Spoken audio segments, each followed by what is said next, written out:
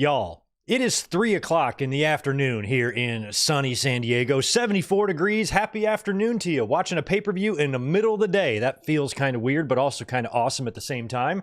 Happy Survivor Series Saturday. This is going to be fun.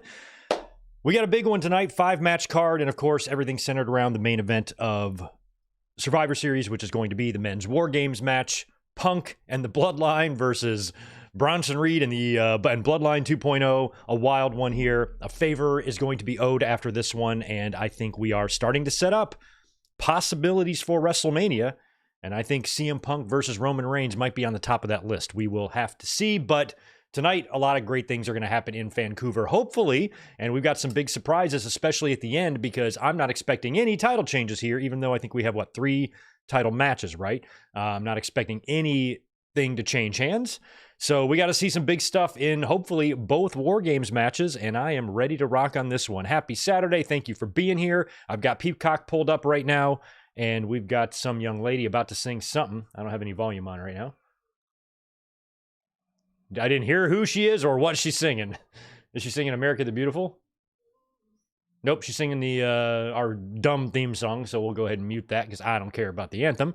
And I'll just say hello to you guys instead. What's going on, guys? Tatanani, Joe Brill, Garrett Osborne, TJ Doggy Style. This will be your first watch-along right on War Games. Red Raven Rucker in the house. We got Garrett Osborne, Gilbert Arbalo, Colin Wright. What's up? Chaz Madera, it's been a while since you caught one. Good to see you. Mighty Mike is here. Ryan Dempsey, Jimmy Anderson, all the way from Sweden. Thank you so much for that, my friend. Good evening and happy Sunday. Appreciate that super chat from you, Jimmy. Always happy to see you. Alex Dredge is here. So is Victor Cologne, Just Smitty, and Just Smitty. Right on. Good to see you guys. Should be a fun one this afternoon. I'm ready for it. Let me know wherever you are in the world watching Survivor Series tonight. And it should be a good one. Should be a good one. It's crazy watching it this early, though. It's better than Crown Jewels. Those are like 10 in the morning for me, but 3 p.m., not so bad. I did feel a little weird about having a beer at 3 p.m., but it's the weekend, so whatever. Cheers. If you live here in America, I hope y'all had a real nice Thanksgiving, and you ate all your turkey and you know, your gravies and stuff, and you watched football. I hope you had a great one with your family, whatever you guys did.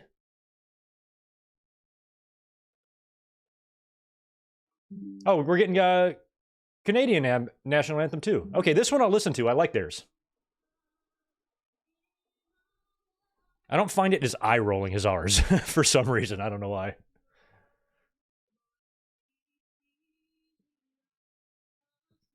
I think I'm just a heartless schmuck. Like sometimes if I go to a baseball game or something, they play the anthem. There's always some schmuck around you like crying, you know. And I'm like, I don't understand why are you crying? It's just fucking song. I don't get it, but that's because I ain't right. Check out the guy with the Bret Hart jersey, winged eagle, Canadian flag. That's badass.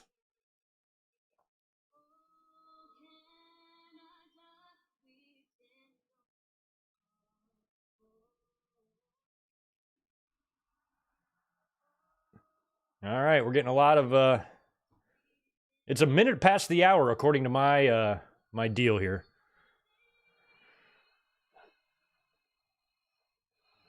So she just finished the Canadian National Anthem. That's where I am in the syncing. I will have some volume slightly turned up here, but not too loud as to not get anything matched. But we usually do well with these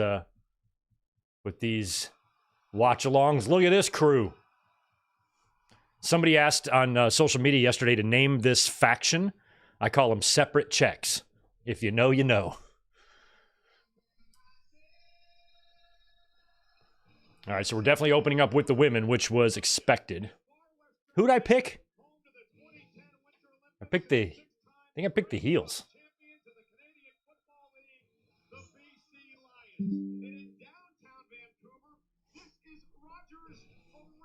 Roger, look at that. Look at the roof on that thing. That's cool. I've never been to Vancouver, Canada.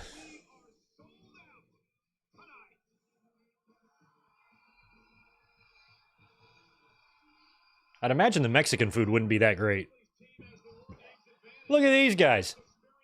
Now, I kind of pitched in the predictions or on the podcast on Wednesday, having Bailey turn. You know how, like, Dakota turned on Tegan. Like, do the same thing, but with Bayley and Bianca. Because Bianca's already been weird about Bayley as it is. And then Bayley helped Bianca win on Raw. I love that they've randomly stuck Candice LeRae in there. Good for her. LA Knight, you're not supposed to wear your own shirt. Well, I guess you can. You can on TV. That's my crazy pick for the night. On Wednesday, we did a big podcast. We included Survivor Series predictions. I picked Shinsuke Nakamura to win the U.S. title, knowing I'm probably going to be wrong, but it's a chance I'm willing to take because if I'm right, I'm one of the only ones to pick him. And then I look like a genius.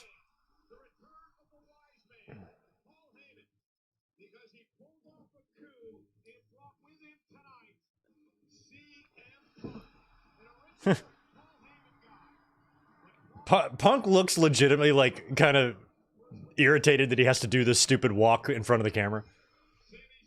He's like, okay, like this is what you want me to do? Okay.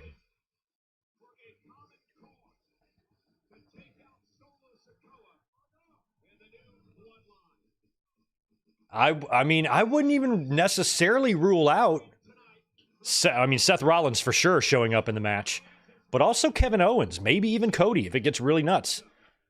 I mean, Cody and Owens are essentially off the show, right? Cody Rhodes is not booked. The WWE champion is not booked. Not because he works a part-time schedule, but just because he's not booked. War Games. I guess they want him the focal point and centerpiece of Saturday night's main event, which I understand, but it's pretty wild.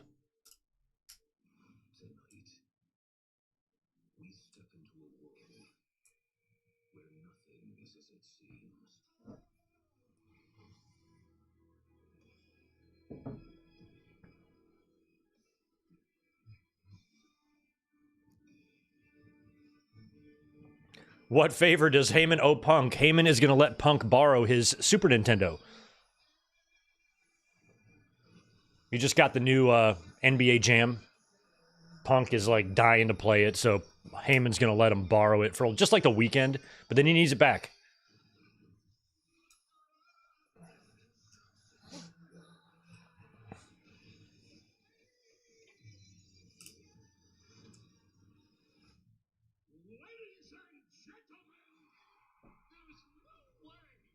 Lazy booking and a lazy champion. Cody doesn't want to work. Population 420. Or population too many. Passing out the memberships. Hooking up Alex Dredge. Thank you for that, my friend. Do all the deals. That thumbs up button down below. Leave a comment in the chat. Leave a comment down below. I'm over on Blue Sky now. Follow me over there. Follow me over onto Twitters. The Instagrams, all that shit's in the description. You guys know what to do. There's Io Sky. Will likely be the MVP of this match, as she is all of them.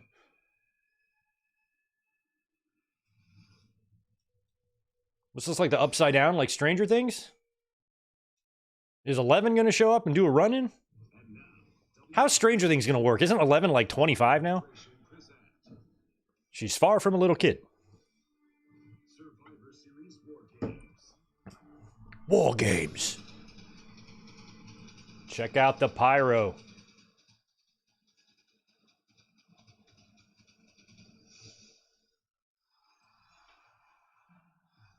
All right. I love that it's in Vancouver. That little Canadian flag on the Survivor Series logo adds so much. Looks awesome.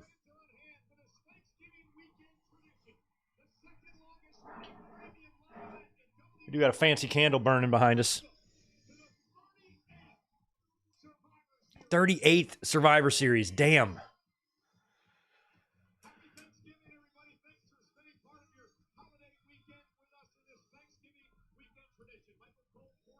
Michael Cole just called this a Thanksgiving weekend tradition. It is not.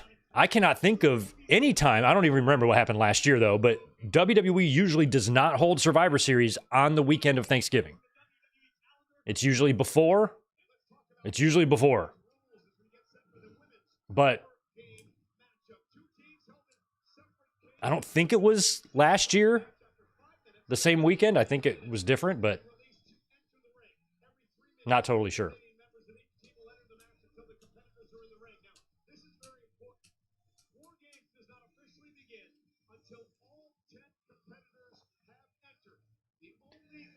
War Games rules have always been flawed because the match doesn't start until all the competitors are in there. But what if somebody surrenders before?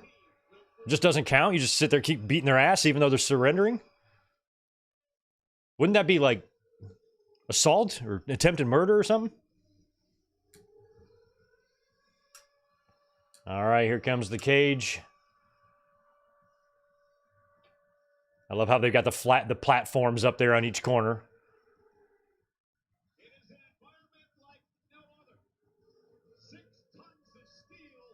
Do they really have no humans guiding this thing down? It's just going to land right in those holes?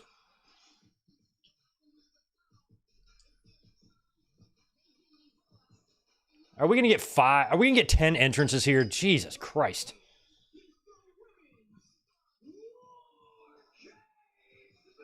I am such a big fan of Bianca Belair, but I am so over this gimmick.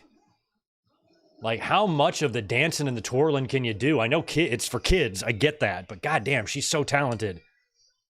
I want her to be a heel. I want her to have a killer instinct. I want her to murder motherfuckers. But, I mean, if she's doing this 5 years from now, I'm going to lose my mind.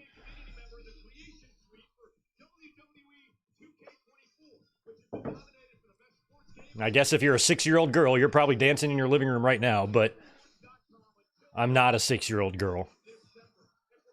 I'm a 47-year-old girl.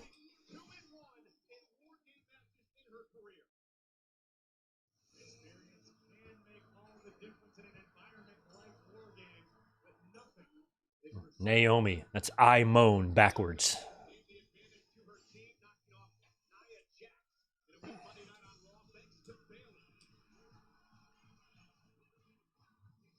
Do y'all need 10 entrances? Like, you're not even going to the ring. You're going 9 feet from Gorilla to the cage, and they all still have to have an entrance for that?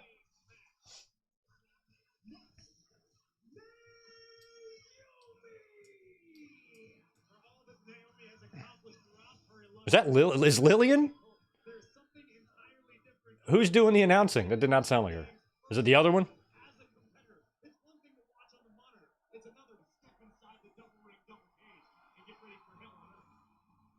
Okay, here comes EO. You only have 9 feet to do your spasms, EO.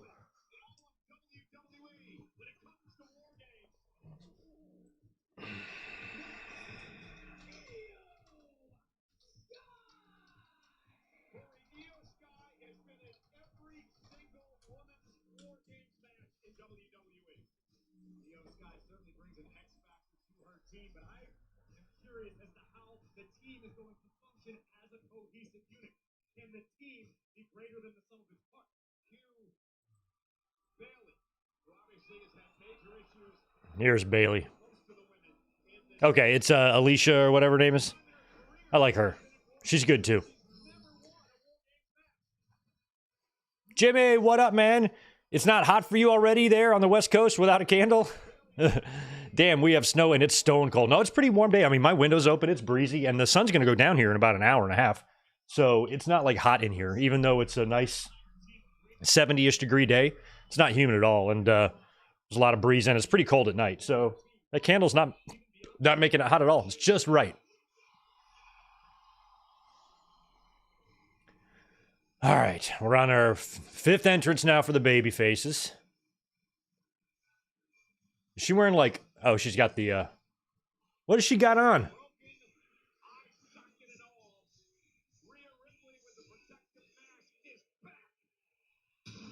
That thing's got horns on it.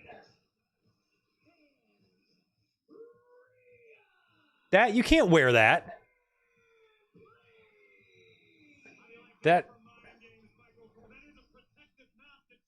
That protective mask is a weapon.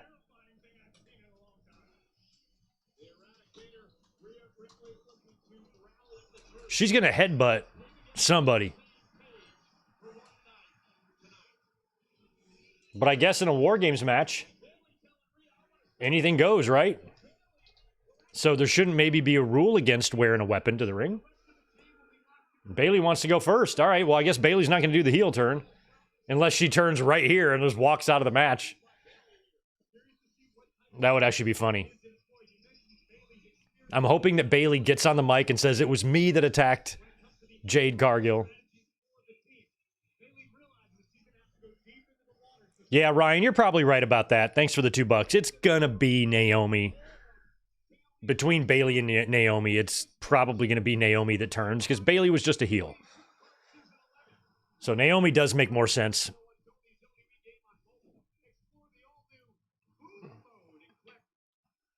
And that looks like it's going to be all but confirmed right here. If Bayley starts mixing it up with the heel team, and she's in there first and fighting hard, it would make no sense for her to turn at the end and put herself through all that. So, Naomi. Naomi might be the one.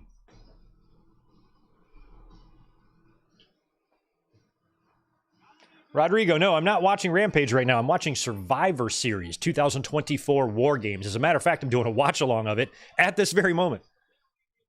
Look at Nia's hair. She looks good.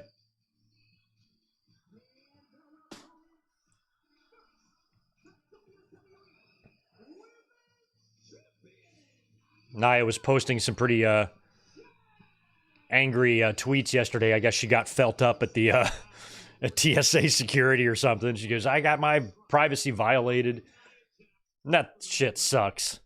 I was like, but I'm sure they're just doing their job, even though it's, you know, messed up. They got to make sure you're not hiding stuff up there, and you've got crevices. So they're checking. And I don't blame her for being pissed, but nobody wants their taint felt at the airport. This might be my favorite Nia Jax look. The hair is so big. Everything she's doing is pretty slimming, actually. She looks tall.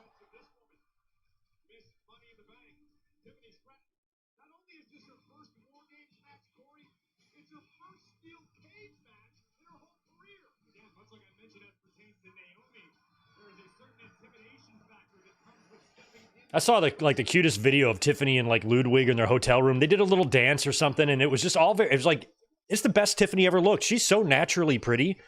I think she's prettier just right out of bed than she is like this, you know. And I was like, oh, look at them. I was like, I don't even like Ludwig Kaiser either, or his stupid hair, but just that little like 30-second clip of them, I'm like, they seem like good people. So I'll stop giving them both shit.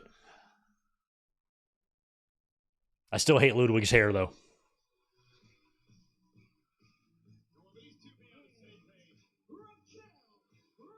Look at Raquel coming out here dressing like Dom.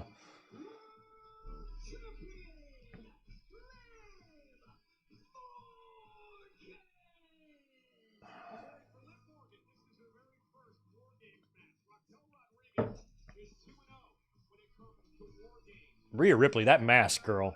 Now help me out, guys, in the chat, because I actually don't know this. Ripley's orbital shit.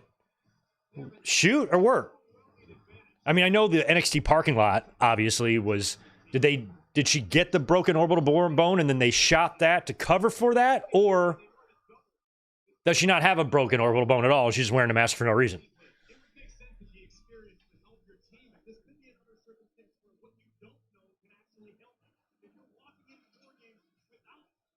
Now, in the predictions, on paper, I was saying that this match is no contest. You have 5 former world champions on that one babyface team. And the heel team is just, frankly, not nearly as strong. Tiffany and Candice and Raquel are weak links.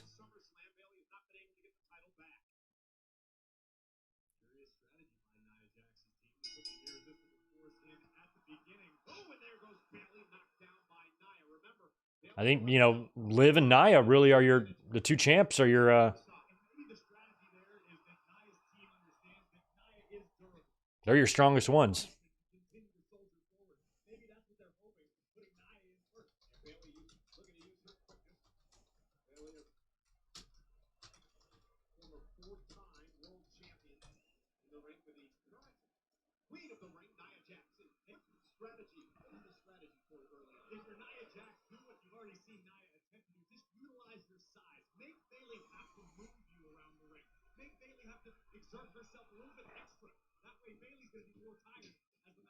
Garrett, no, I'm doing good on Peacock so far. No issues on my end.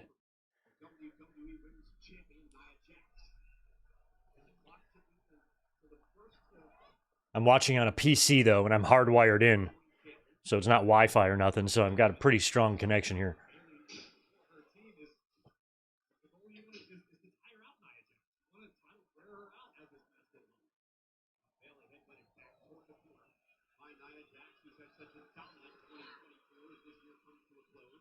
Oh, look at there. Nia's coaxing her, or Bailey's coaxing Nia.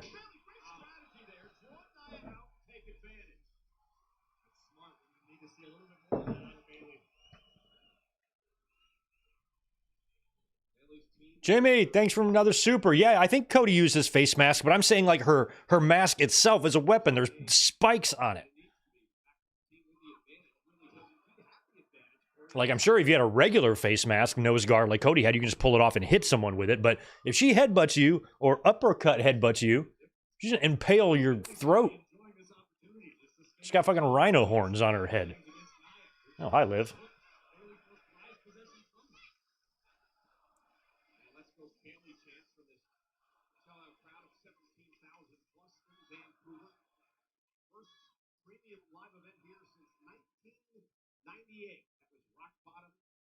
Oh, okay. Thank you, Michael Cole. I was curious when the last time they were there for pay-per-view. Rock Bottom, 1998. That's crazy. 26 years ago.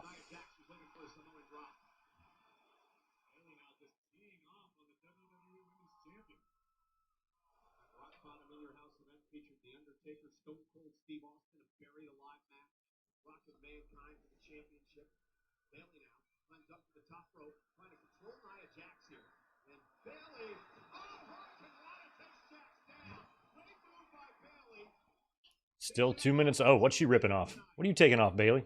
Is that another weapon? Oh, it's her arm thing? Jeez.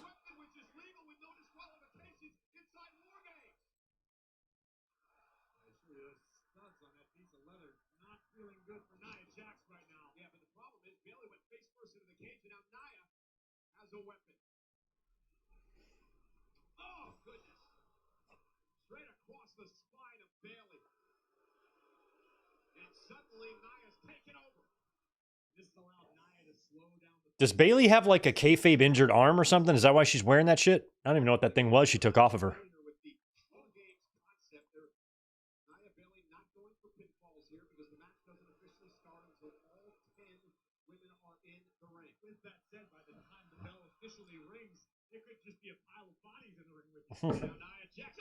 Oh, wow. She basically hip attacked her through the bottom rope into the metal separating plate between the two rings.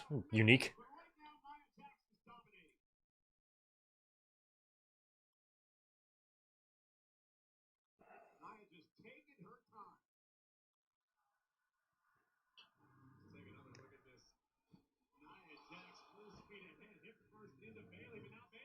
Nice.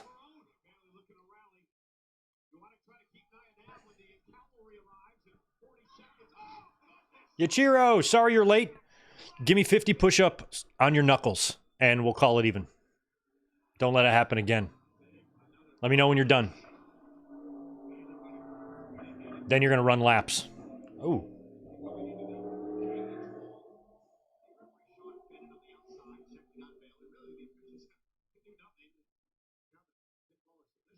Colin Wright, thanks for the 2. What triple cage? What triple cage? The WCW fucking wedding cake cage?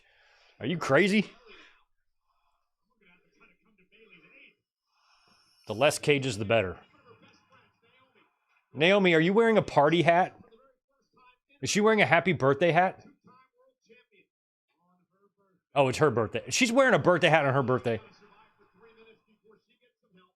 Oh, that'd be even better if she turns heel on her birthday. How about she takes out Bailey right here, Naomi? Nope. Oh, okay, darn. Ooh. Let's check if Naomi's bleeding there on her face. That second kendo stick shot to Nia ricocheted back and hit her right in the face, knocked her party hat off. Yeah, she brought a toilet seat to the ring.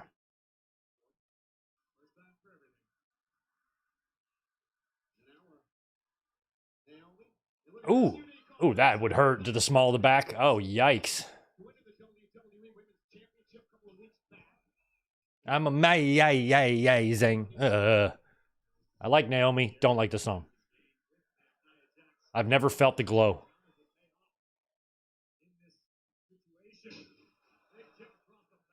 I like her hair, though.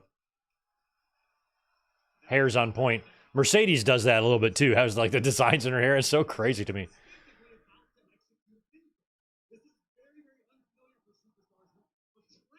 Ooh, splits to Nia.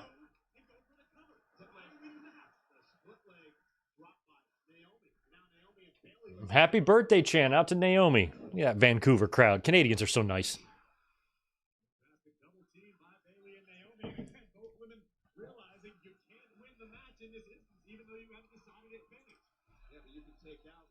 The crowd should start singing.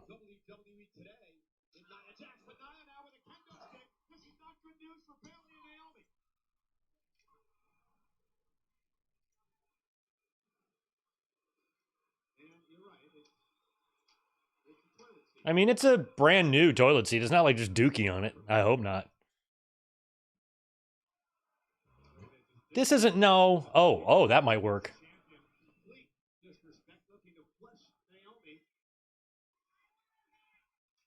Bayley with a kendo stick. The only thing I don't like about these matches, I mean, there is a toilet seat in there, so that's unique. It's just there's two weapons. It's like trash can lids or a trash can and kendo sticks. Like, just how long can you just beat that drum for, you know?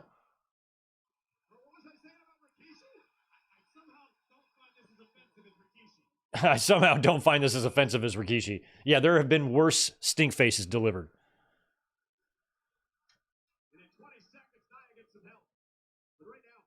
Yeah, Nia needs help.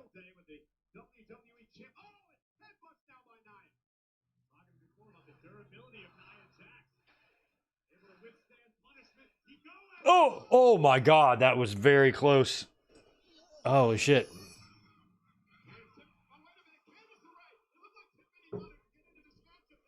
That sound effect. And Candice LeRae just stepped in front of, I think, Tiffany. Look at Tiffany, she's very mad. That sound effect they use before the next entrant comes out sounds like the beginning of Kenny Omega's music. You know what I mean? Like, listen for it next time. I thought Kenny Omega's music was going to start playing. I hear the battle cry. That's what I thought we were going to hear. Oh, God, come on. Tighten it up, ladies. This looked... Oh, my God, I'm getting pissed. Oh, that is so awful. And where's Candice? Is she still out there looking for something? She couldn't find whatever she was looking for, maybe. Or there's a chair in there now. She's got a bunch of chairs in there, and Nia Jax just delivered two of the worst chair shots in the history of the wrestling business. And I remember the Briscoe shot on Austin, so it was even worse than that. This match has to get better, because so far it is a pile of dick hairs.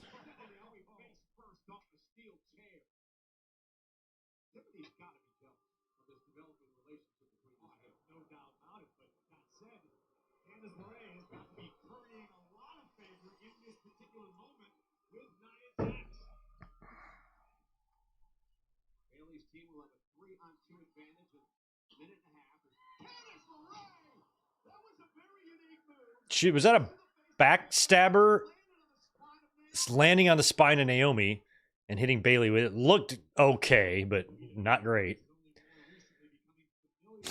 Nia brought the third chair over to Candice as she's moving everything into the other ring, and Nia gives Candice the chair. She goes, "Thank you." It was very cute.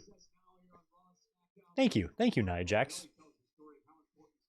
All right, Candice is over there building a fort. Looks like she's going to do a chair bridge. Ooh, that's going to be bad. Oh, wait, the way they're setting those chairs up, the only person that can go through that is Nia Jax. It's going to kill any one of these other women. So I think they're going to do some sort of reversal where Nia goes through that. It's got to be Nia.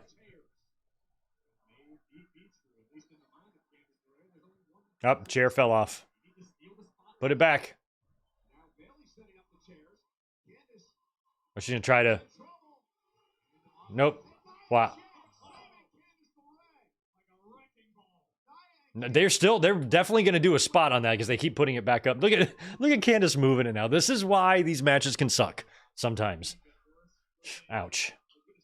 Oh, she's going to splash her through it. Oh, now that'll work. Yeah, in order for those chairs to bend, Nia is the one that has to go through those. Who's coming? Bianca.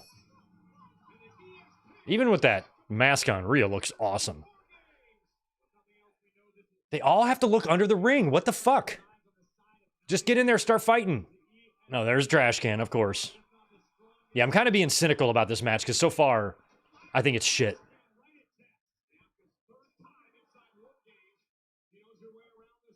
Fire extinguisher, why not? Just happens to be laying right there for convenience.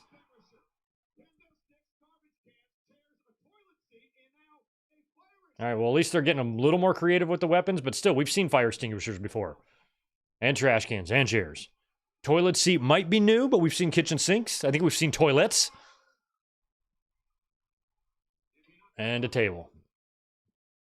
It's gonna take you 5 minutes just to get all the shit in the ring. Look at Naomi here, I'll help you. Thanks, girl. The fire extinguisher in there, too. You want to hear an interesting fact about me? I'm 47 years old. I have never in my life used a fire extinguisher. I've never had to. I don't even know how to turn one on. I got 4 of them at work. I hope I never have to use one. I hope I never have to put a fire out. I've never had to deploy one, ever. I don't think it's hard. Pull the pin out and pull the thing and squirt the fire, but still, I've never done it.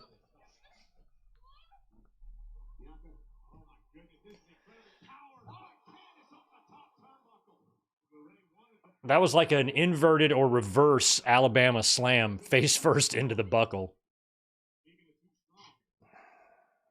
We got to get Io Sky in there to spice this matchup. Wow, moonsault with the chair in her hand.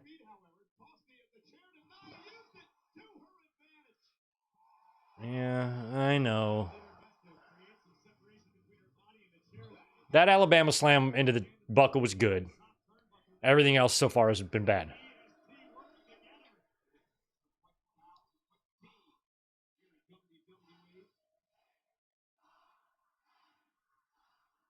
Damn, they are punching and booting Nia's head in the corner.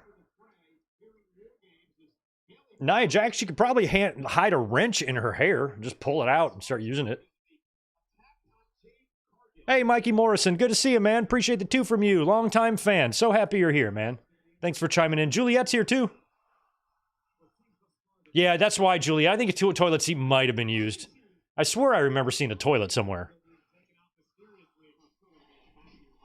God, these moves are terrible. That dropkick into the chair was ass. See? Do you hear that sound effect? See what I'm talking about with Kenny Omega's music?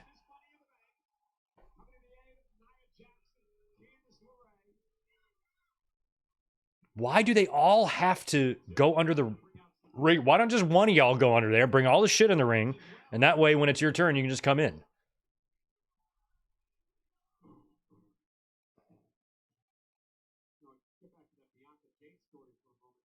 I'm very anti this match. I don't like it so far.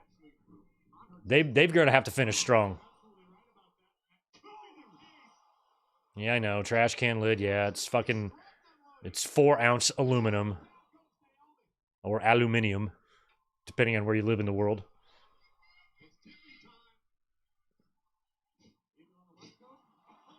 It's Tiffy time. Yes, even on the West Coast. It's 3:32 p.m.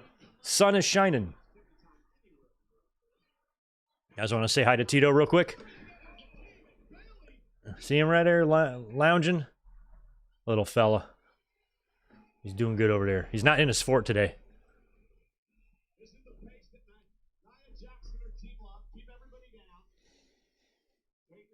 Colin, that's the thing. I don't know where the full toilet use is. Oh, where's the full toilet use? I thought you were asking me my memory. I'm like, I don't remember where I saw it. You can buy just toilet seats, so I'm sure one of them, they probably made like, what's her name? Katana Chance. They probably made her go to Home Depot and pick up a toilet seat. They said, just bring us the receipt, we'll reimburse you, but then they forgot, so they still owe her for the toilet seat.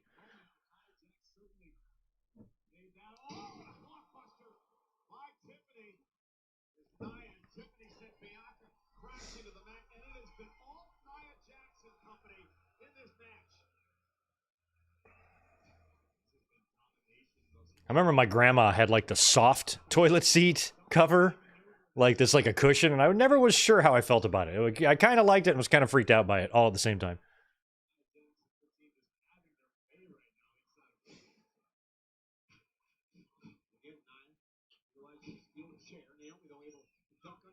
God, these fucking chair shots. I mean, I'm glad they're not killing themselves in there, which is good. I'm all about safety, but you have to try to make it look good. And there is like, these chair shots are being delivered with negative effort. Like, it's crazy. Fucking nuts, man.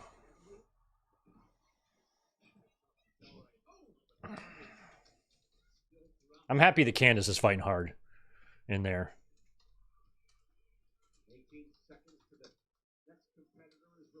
Finally, 18 seconds. Who's next?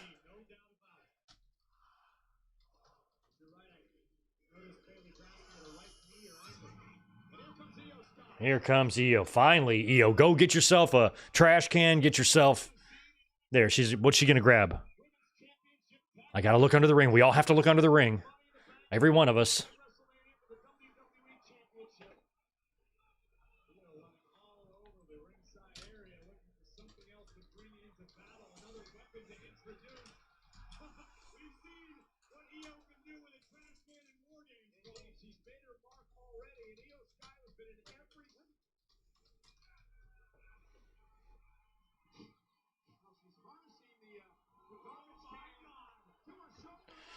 Here we go, Io.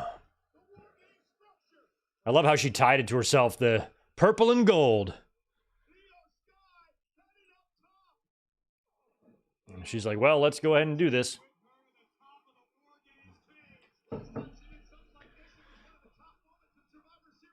Oh my god, be careful. Candace is coming up to try to stop her.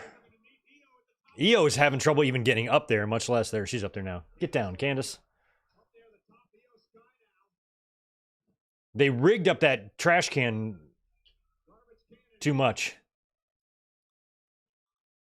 Candace, get off there. You're driving us crazy.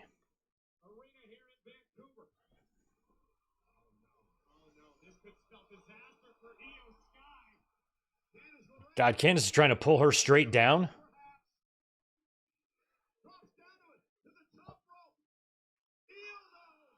Oh, missed. Is Io laughing? Are they laughing? Io looks like she's cracking up.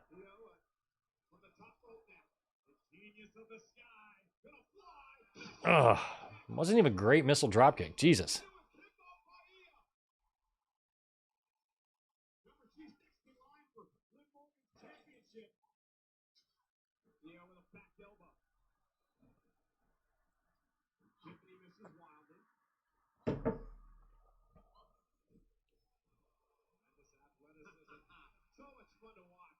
Io Sky currently has a title shot, right?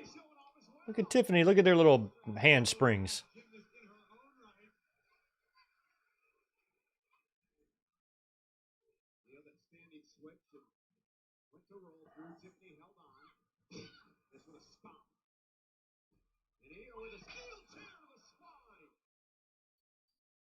There's other shit written on the ring. What is this stuff? These more advertisements? What does that say? True something?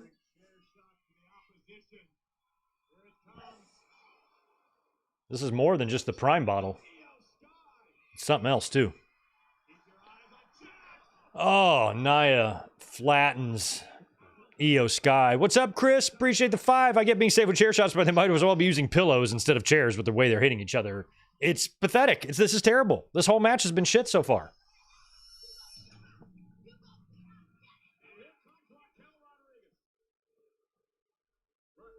I mean, luckily the Bloodline story makes sense for War Games, but you know, you might see Survivor Series start having the same problem that Hell in the Cell had when you have a match concept like this on your calendar and you just have to make a match for it. You know, this women's match is just thrown together. Just put the 5 top heels and the 5 top baby faces together and throw them in there. That's all they're doing here. There's nothing. Ripley looks so hot. Jesus. There's nothing interesting about it. I mean, other than the Liv and Rhea dynamic, them getting a hold of each other, but otherwise, I don't give a shit. That's why this match really needs a heel turn or something, because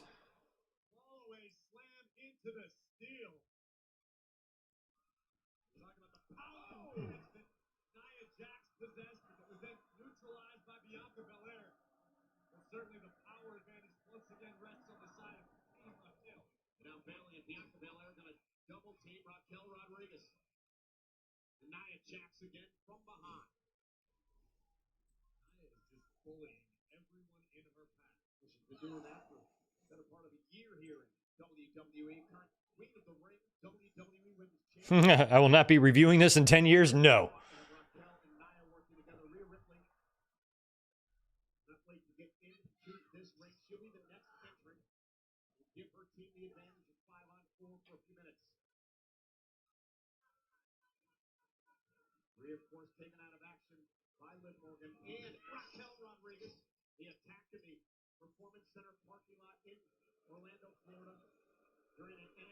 Oh, oh yeah, True Classic. Now I see Sonic 3, something else. That's cool. I'm glad. I mean, there's money to be made there. Vince was always such a stickler of not having shit on the ring, but I don't know why it matters.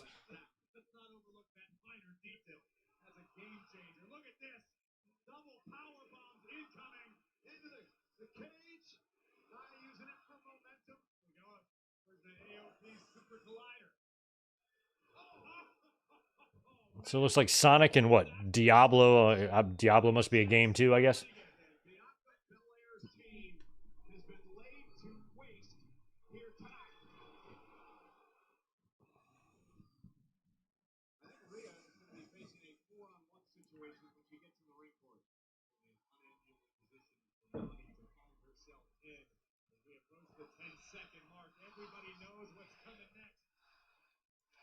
Here comes Ripley. Look how fucking good she looks. Jesus Christ. Even with that mask on. Here comes Mommy. That mask, I cannot believe that's legal. She's wearing a fucking Beast Mortos mask.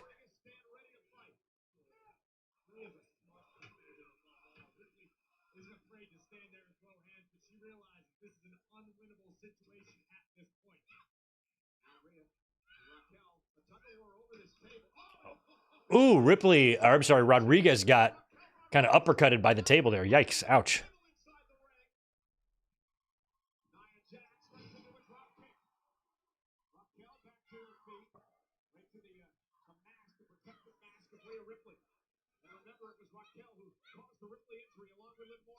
Ugh. Between Tiffany's bright red lipstick and that red thing around her neck, I keep thinking she's busted open.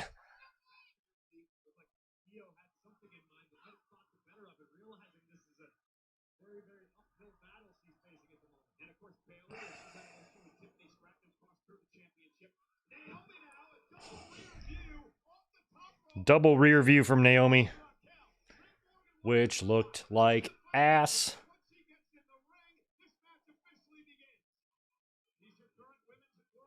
All right, Liv is coming in last.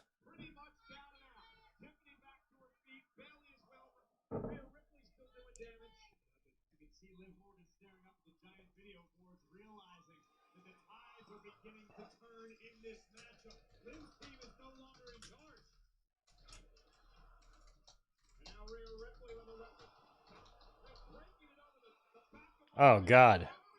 The toilet seat has been broken.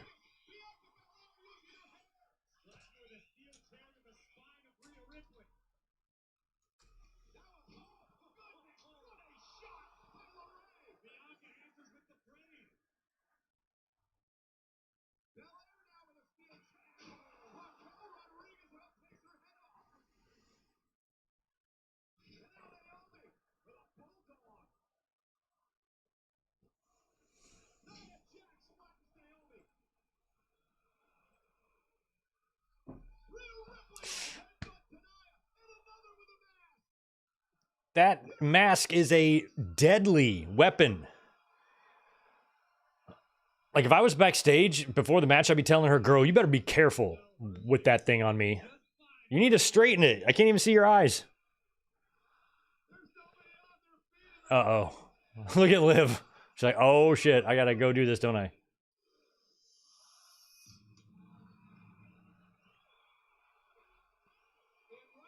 Five more from Chris. Thanks, dude. Unless there's a heel turn, the faces have the man advantage in War Games. Never makes sense. WCW always had the heels get the man advantage. Yeah, with the faces having it is weird. Is she just going to walk out? She is not going to leave. Is somebody going to stop her?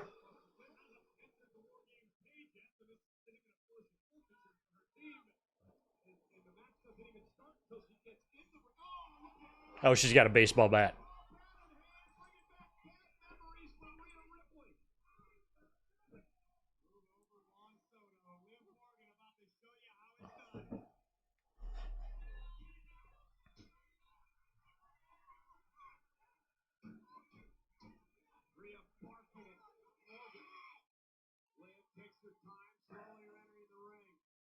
I mean, I feel like we could see Dominic influence in this.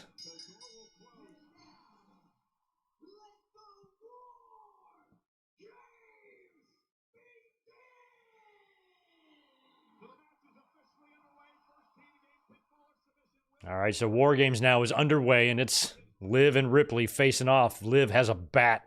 Ripley has a mask, and she's taking it off.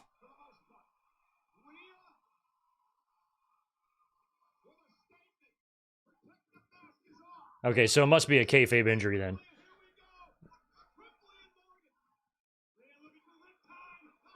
That's smart, too, having that makeup on her face, because then they can hide whatever bruises would be there with a normal broken orbital bone. Howdy, Titanium Titan. What's up?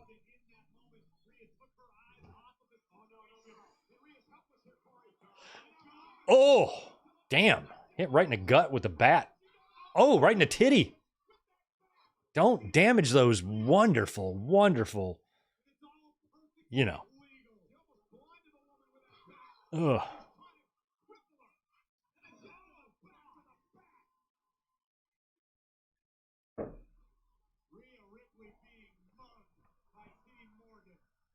Being mugged by Team Morgan. And she's got handcuffs. Hey, babyfaces, do y'all want to wake up and help this girl? I love that Raquel's still down.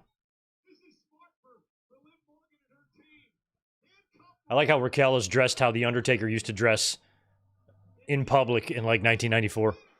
With the bandana and the glasses.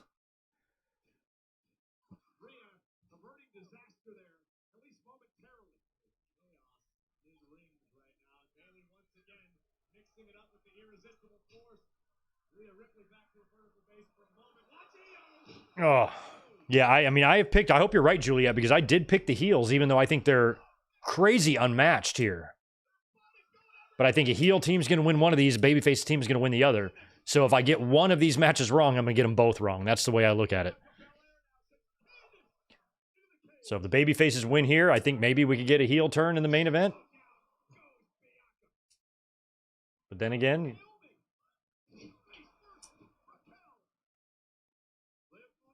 Live up on top.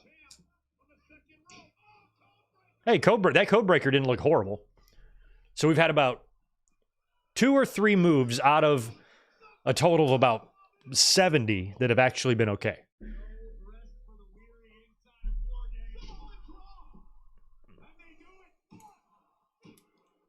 No. I forgot that this is pinfall and not You can still submit, right? I wasn't reading the rules.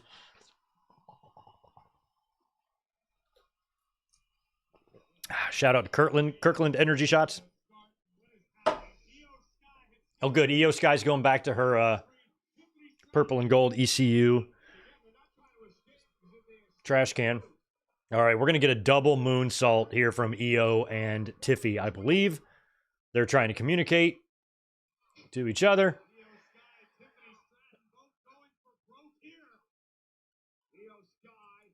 I like how the top upper deck has the rails in front of the fans. Must be steep.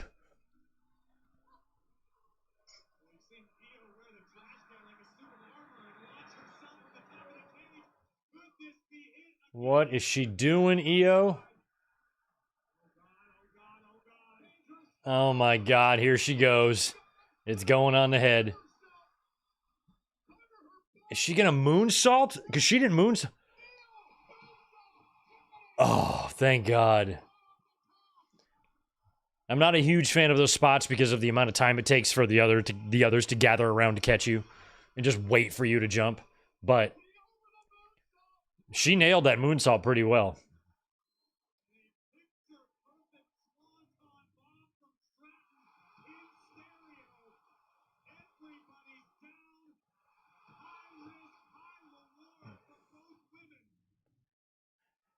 All right, so we got two separate car crashes in each ring.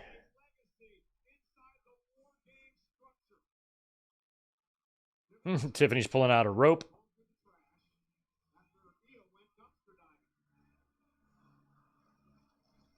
I'd have to say Mrs. Green with a rope in the library. Your turn. Oh! Oh! Oh!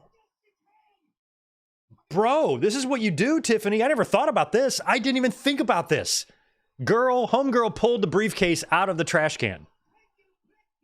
You've got it right here. If you walk out of this match without a championship, you are pathetic. Cash in right now. Nope, it ain't gonna happen. Damn it. Look, she's like, what are you doing? Oh, there, put him out with the fire. Io's just going batshit with the fire extinguisher. Psh. Oh, and Rhea handcuffed Raquel in the commotion.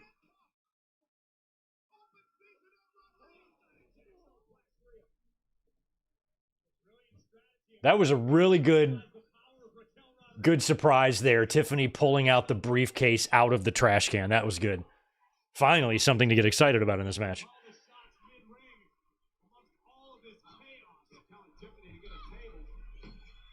I mean, the briefcase is still in there. I felt like that was just a tease and that's all, but when you had both champions laying down there and you got the briefcase in your hand and the referee right there, like, what the fuck? What is there to think about? What would have happened there, hypothetically? Let me give you a hypothetical. Tiffany cashes in and then pins Nia Jax. If you pin your own team member, does your team win or lose? I don't think they thought that through.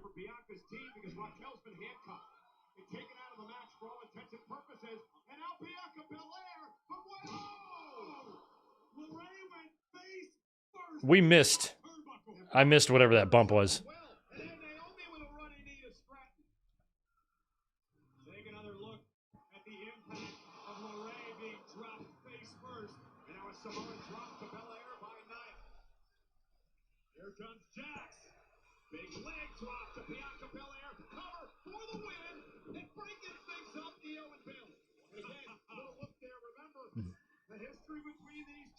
I like Bayley has war carved into her hair.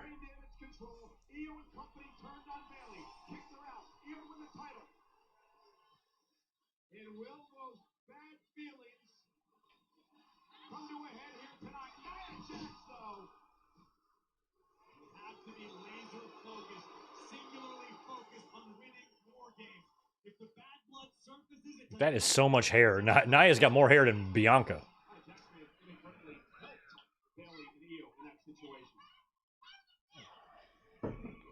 How does it feel?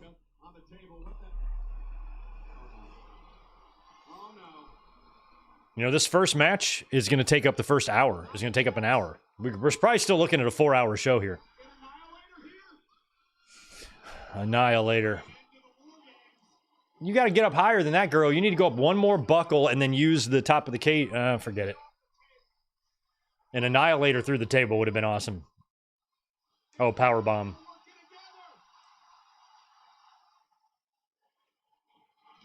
Oh, Nia got folded. She protected her head, though. Is that going to be it? Nope.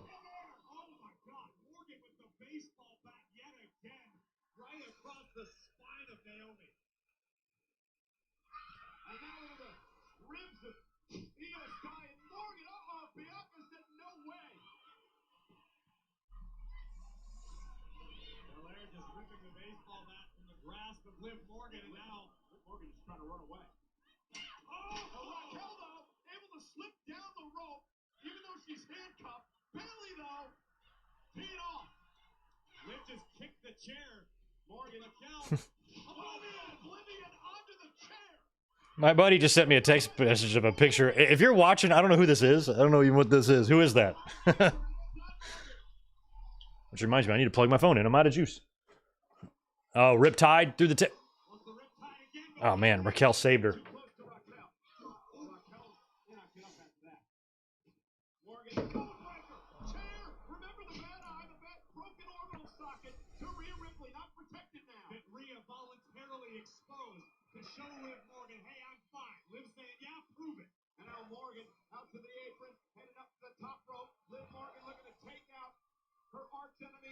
Oof. Are we getting there? Is it going to be Saturday night's main event for these two? Is that what's going to happen here with Ripley and Morgan?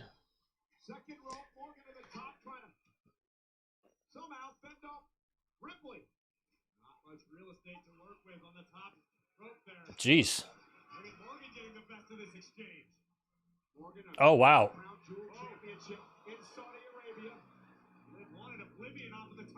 Yeah, she tried to go for Oblivion off the top. Oh, Riptide from... Jesus Christ.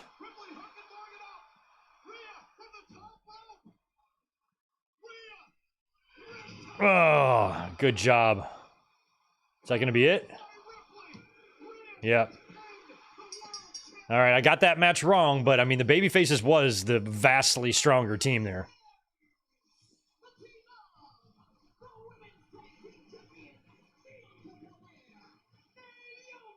Riptide from the top through the table for the win for Rhea and her team.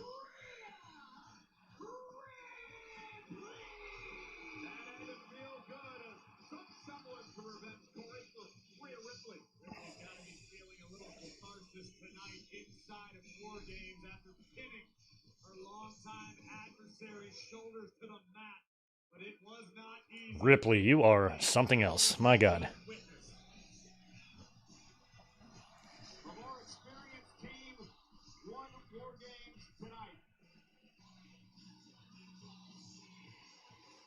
Good mic work. You have 3 wishes. What are they?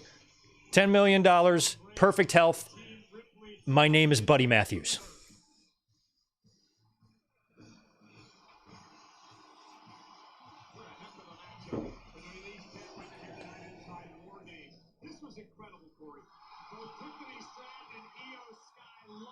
Yeah, we had a moonsault with the trash can simultaneously with a Tiffy top of the cage swanton, which was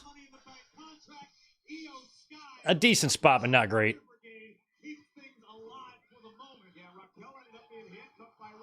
And during all the fire extinguisher commotion, Raquel got handcuffed. Nia got folded up on a top rope table power bomb.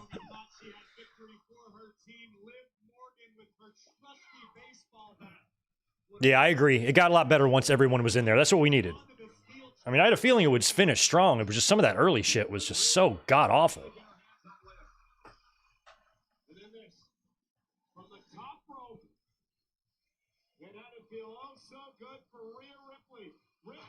I mean, if you're going to have a War Games, I'd be fine with 1 year just doing one War Games match, because at least with the men, there's the Bloodline story. But if you don't really have anything, if you don't have a big issue going on that would warrant a War Games match for the men, or for the women, then don't do one. If you don't have one for the men, don't do one there either. Maybe just do one or the other. And there they are celebrating. Look at that. Bayley, Io, Ripley, Bianca, and Naomi. Quite the array of baby faces there. A lot of titles between them. I have no idea how many. I'd guess at least 15.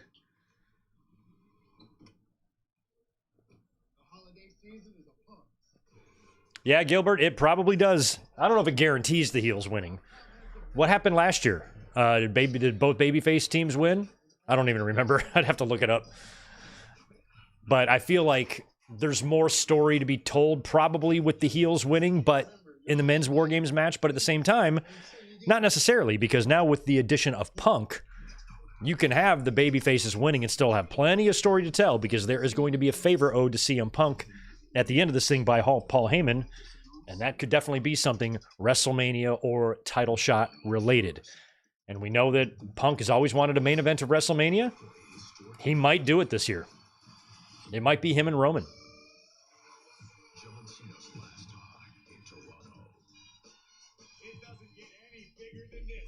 God, we're about a month away from kicking off John Cena's retirement run. From Toronto.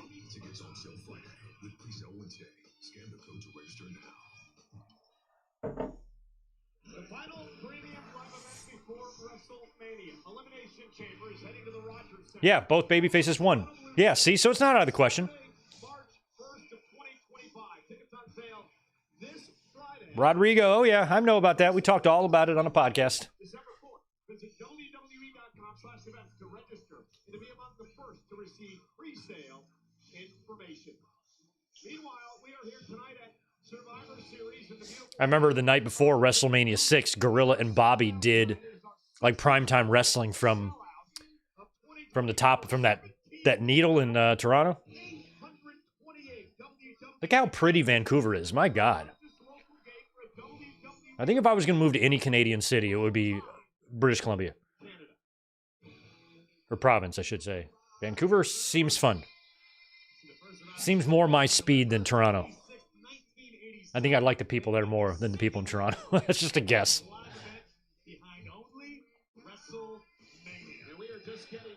Pacific Northwest is dangerous, though.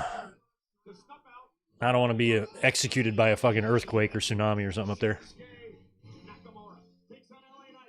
All right. I'm probably going to get 2 matches right on this whole show. I'm going to get Breaker retaining and Gunther retaining right. I might get everything else wrong.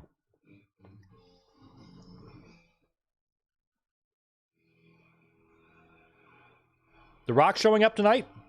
I think it's extremely likely. He showed up at Bad Blood. Why would he randomly show up there and not show up at Survivor Series? You know? Like, what was the point of him showing up at Bad Blood? There wasn't one.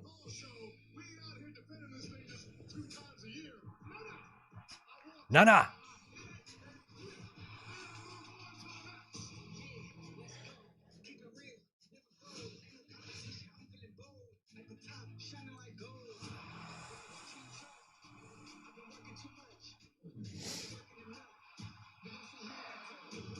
Who did LA Knight work with at WrestleMania? Who was that? Why can't I remember that? It wasn't Logan Paul, was it?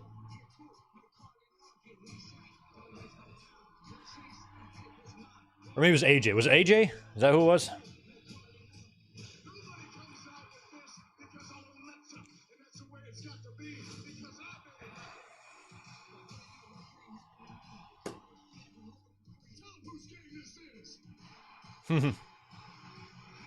Yeah, I went to Toronto when I was a kid. I don't remember much about it. And I lived in Detroit, which wasn't far. I know a lot of people from Toronto.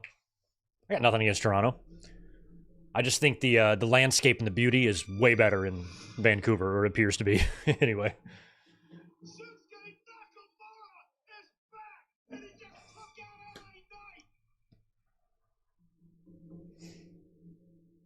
And Nakamura got a win last night, what, against Andrade, right?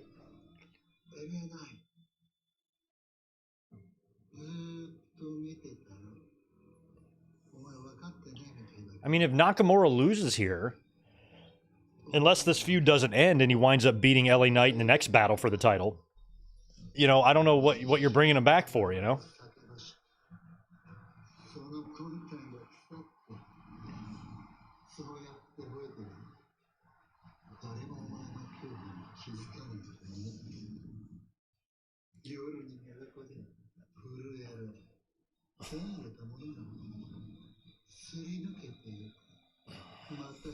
Rodrigo, how far am I from Mexico? I'm in a border town. I'm in San Diego, so I throw a rock, I hit Mexico. I'm not that close. I'm maybe 20 miles.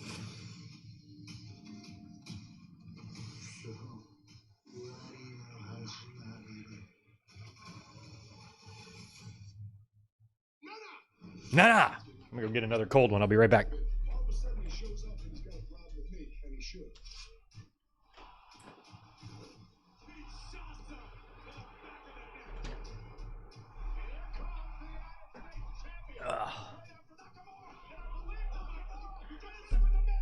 Nakamura hit him with the miss. Was that last night?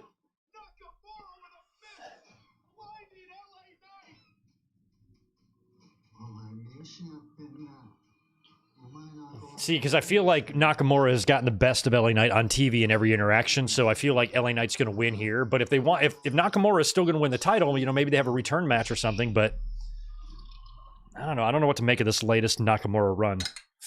I don't know if I trust it or not. And now he's got a slowed down, kind of messed up version of his theme.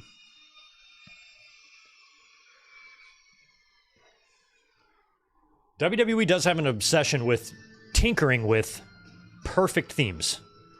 It's like when you see a girl with a perfect body get a boob job. It's like, it's your choice, but man, you were already pretty good as it was. And so they do that with, they give unnecessary boob jobs to a lot of themes. I'm like, that theme was already sweet and perfect and perky. And you done ruined it. Look at this. He's got kind of like a Great Muta thing going on here.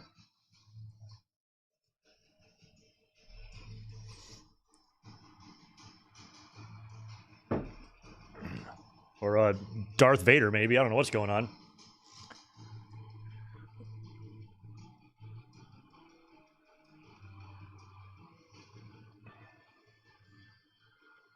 Very interesting. Was that not him? Oh, yeah, it was. He kind of looks like Darth Vader meets Great Muta.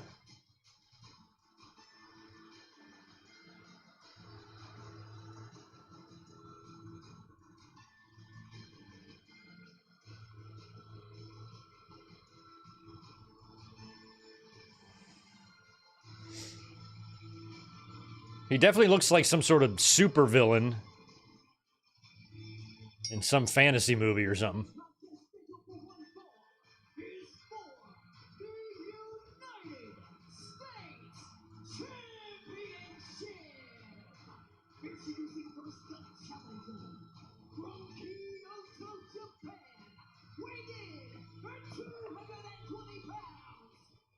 I don't even know why, like, in Japanese names, like, why the U is silent. Like, why it's Shinsuke and not Shinsuke. Like, why is it Asuka and not Asuka? It's like Django. The D is silent, hillbilly.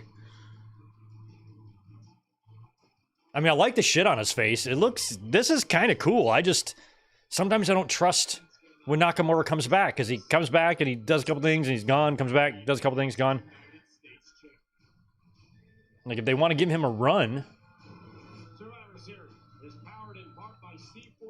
then it might be kind of cool for him to, like, make a statement here and emphatically beat LA Knight completely clean right in the middle. And the fans are like, oh shit. That's what I'd do.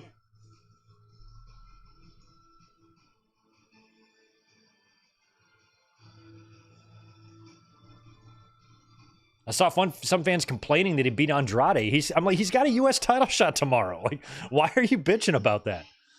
Get real problems. God. I do like LA Knight's music. Nah.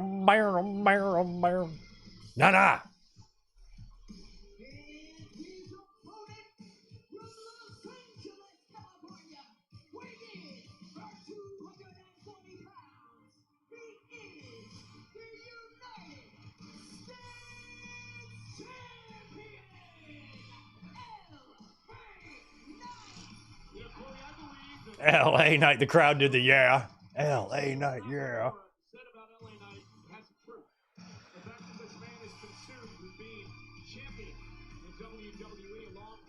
Oh, shit. LA Knight dropped his belt.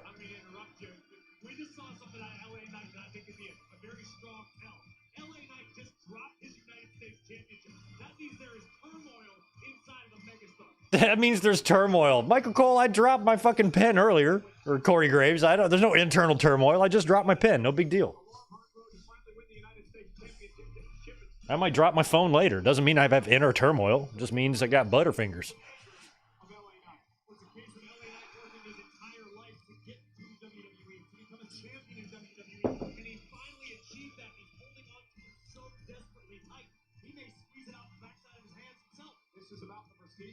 Terry Allen Jr. in the house. Thanks for the $3 and extra 4 cents on top of that. AEW, WWE, always paper per views. Simple for me. I agree.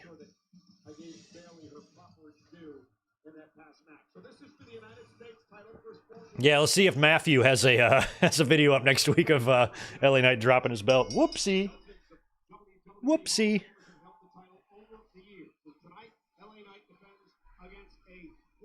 LA Knight, I think you kind of look better with a hairy chest.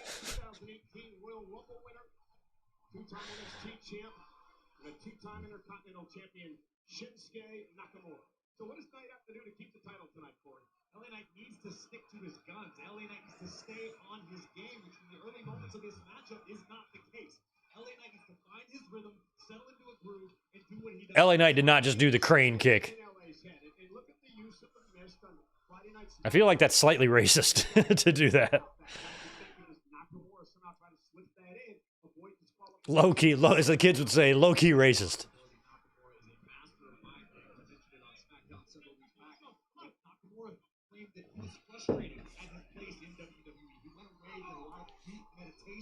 And while doing that meditation, it unlocked something in Shinsuke's mind that he had never experienced before.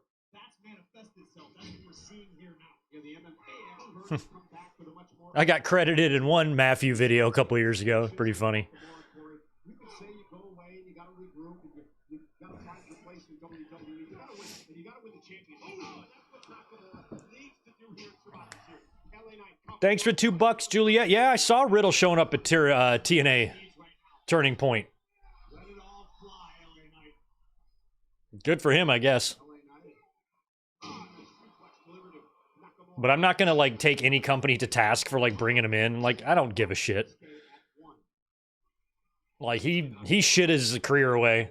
That's good enough for me. Somebody wants to bring him in, sign him to a deal, let him wrestle in front of 80 people. Fine. I'm not gonna lecture the promoter on you shouldn't hire him or what. I don't give a shit.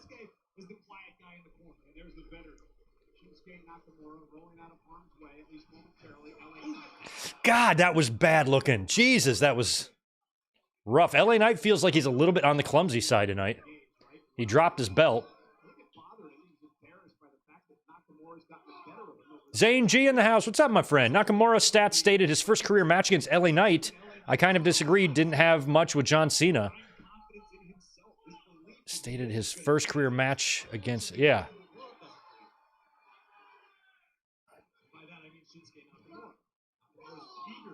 Yeah, I don't know what you're totally saying there. This is his first career match against LA Knight. That I believe.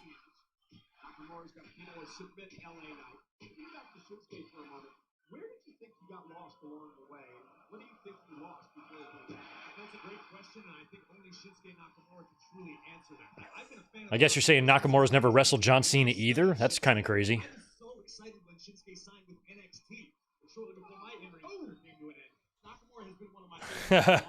Thanks for the $2, Colin. Thank God LA Knight.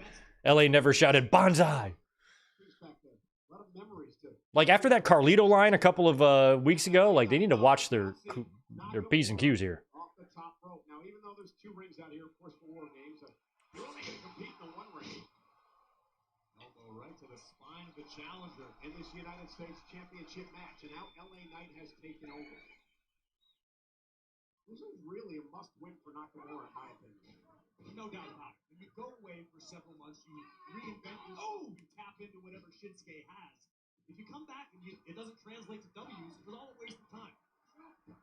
Oh. That elbow, we've seen Nakamura connect with numerous times, will turn your lights out in a row. Nice.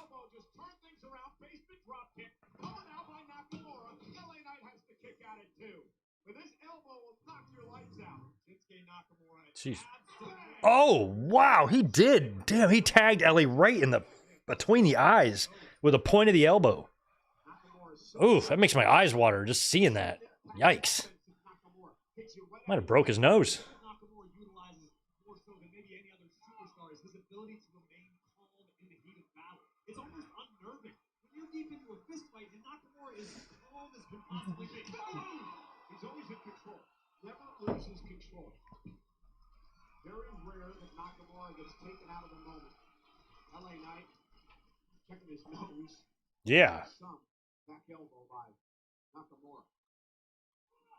The angle which Nakamura delivered the elbow. How do you prepare for something like that? Now Nakamura having his way with LA Knight. Quite the challenge for Knight tonight. He's been a fighting champion. By the way, later on, stay tuned. After this show, we are going to be doing a review, so make sure you're here for that later on. We will discuss what we see after this goes off the air. LA Knight wants to follow in the footsteps of the greatest United States champions that there's ever been. John Cena, for example, the open challenges. Unfortunately, not everybody is. Oh, John Cena. DDT, Knight for the cover to retain the title. Kick out at 2 by Nakamura. This is where Knight can't allow himself to get frustrated. He needs to keep his foot on the gas pedal, keep doing what he's doing. Telegraph that. You know what match I wouldn't mind seeing? Like if Cody drops the belt to Kevin Owens, I just put Cody and John Cena at WrestleMania, non-title.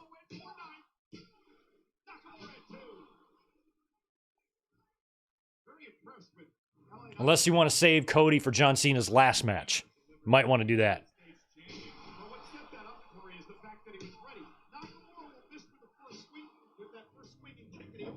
Cody defeating John Cena's last match, I think, might be kind of appropriate.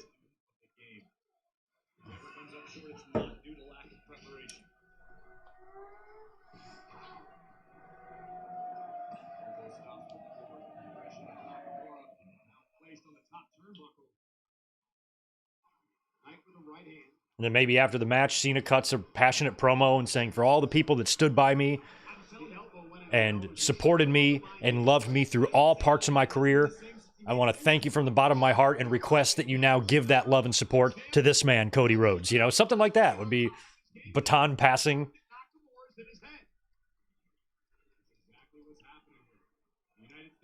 Looks like he's unraveling at the moment. And Shinsuke just continues to soldier forward. The Knight has really not been able to put together much momentum. And perhaps this could turn things around for the champion. No. Oh, and a kick right to the back. He didn't really land that kick. LA Knight he can't get anything going. I feel like LA Knight's going to have to catch a quick BFT out of nowhere for the win here, because it feels like it's been largely Nakamura. Be careful, guys. Don't hurt yourselves. Oof, okay.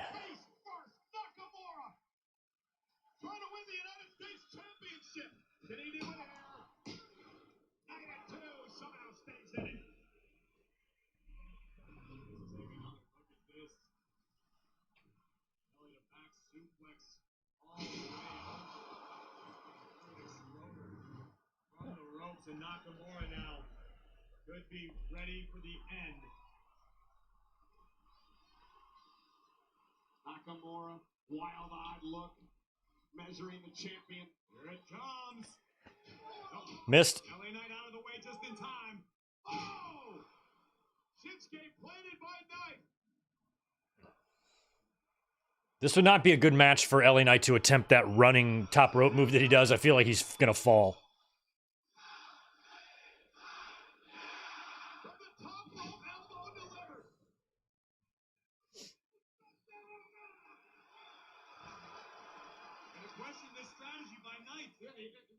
Shinsuke's dominated much of the matchup. Knight needs to get on the attack. Could be the prelude to the BFT. Nakamura on spaghetti legs here. And Shinsuke falls outside the ring. Official Ryan Tran checking on Nakamura as the champ goes out to break the fight.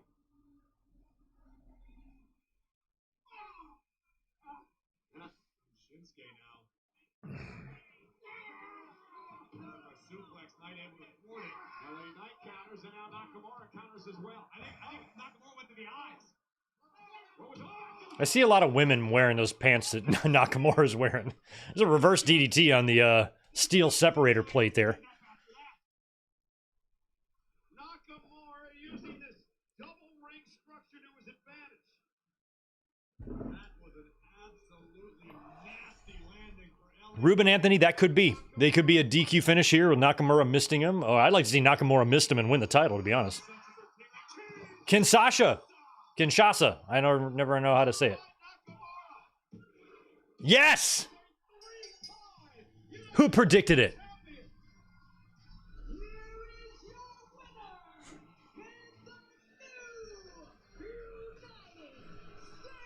And he beat him clean.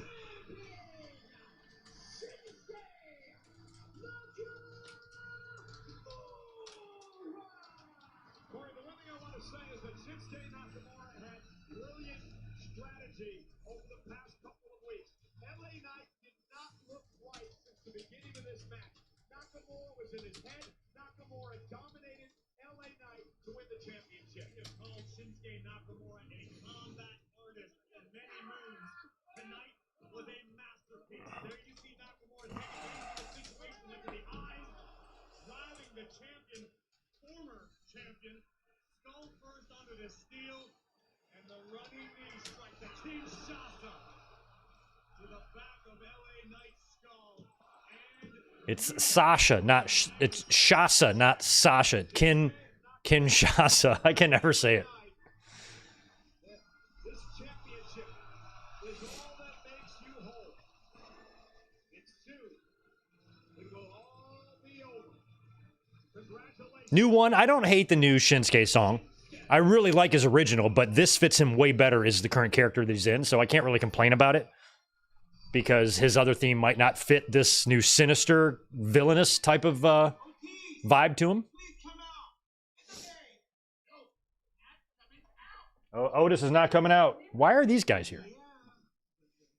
Oh, hi, Maxine. Otis is really feeling the pressure of the holidays. He needs a lot of food, a lot of family, and a lot of drama. Wait, Just the thing to boost his confidence.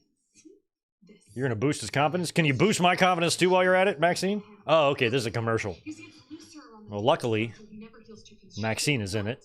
but perfectly snug around those muscular biceps. And it's super, super soft and incredibly comfortable. Here. Maxine, all I know is I've never even heard of these t-shirt brand before, but I'm gonna go online and buy 50 of them right now. Why? Because you said they're good. Give Otis one. Put that over your belly.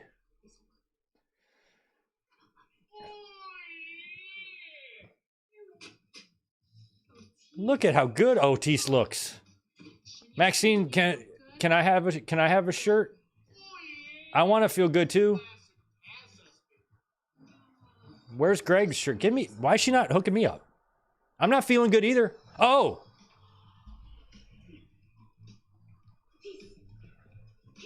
Otis, you're gonna get suspended. You can't walk pantsless through Gorilla. They'll suspend you. 30 days. This is Yeah, that's gonna be not good for Otis.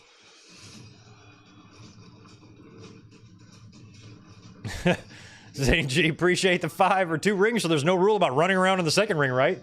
I don't know. I forget how it works. Like, in the middle of a match, a singles match, if you throw the dude over the top rope into the other ring and you stay there for more than 10 seconds, is that a count out? What if you're laying between the rings? Is that a count out?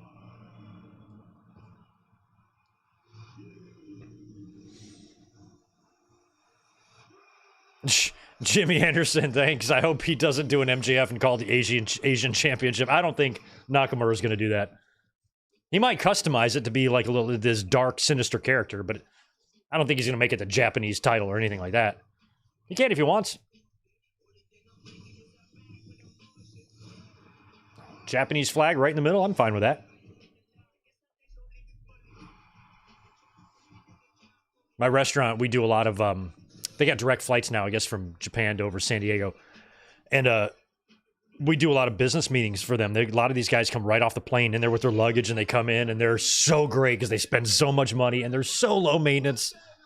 You get like a party of like 15 Japanese businessmen. Oh my God, they're all going to get beer. They love beer, and either the most expensive steak or tuna that we have.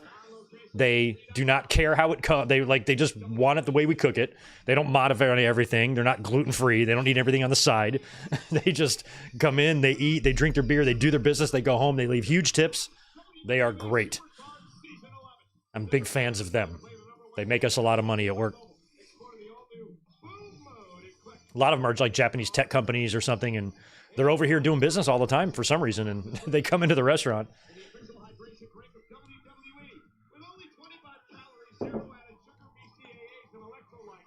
And they're polite as all hell.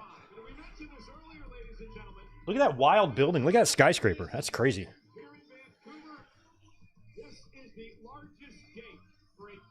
We know WWE, every time you come anywhere, it's the largest gate. Gouge us out the ass, jack up them ticket prices 5 or 6 times, and then brag that you have the highest gate. Yeah, I wonder why. Bilal Mohammed, UFC welterweight champion. Never heard of you. Don't like UFC. Don't like punchy face. Don't like MMA.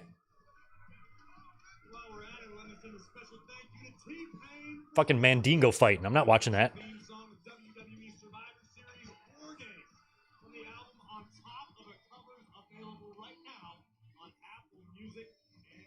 I don't know who T-Pain is, but did he sample War Pigs? Is that what that's okay. I didn't even realize that.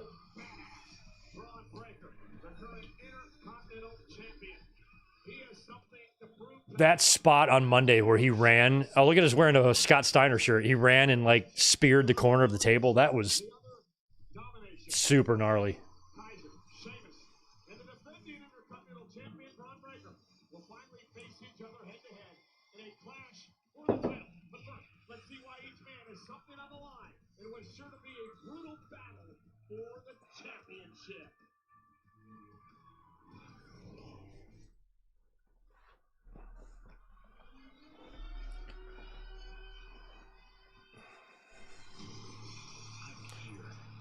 Take this place over.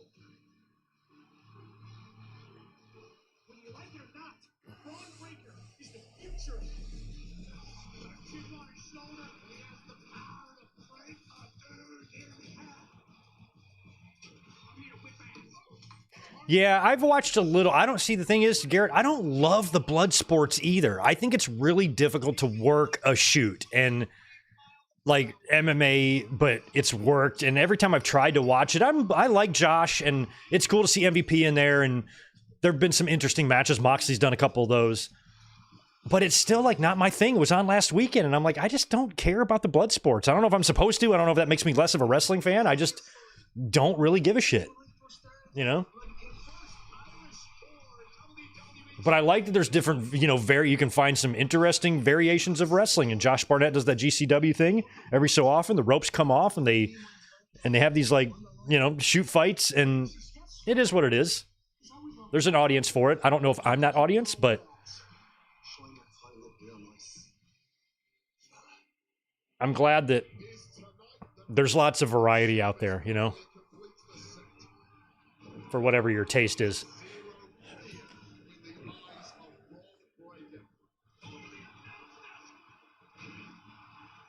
Like, I'd rather watch, you know, Osprey and Fletcher than, like, Josh Barnett and Moxley, you know, if that makes any sense, you know?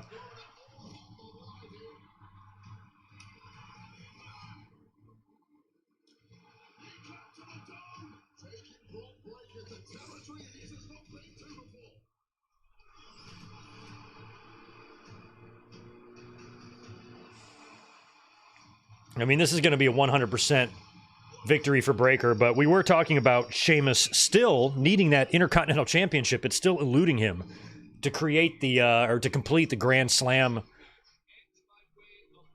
title there.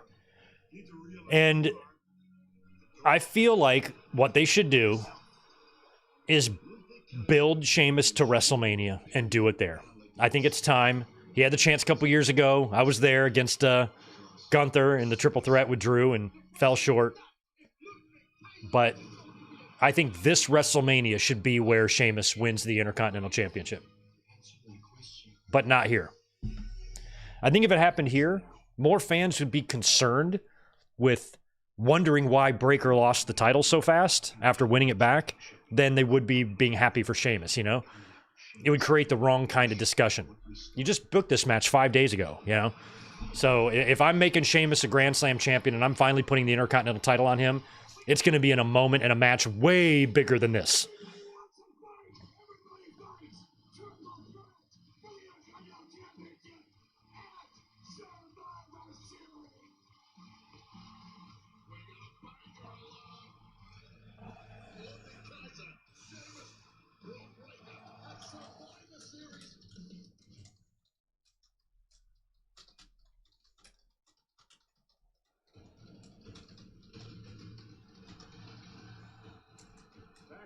Survivor Series.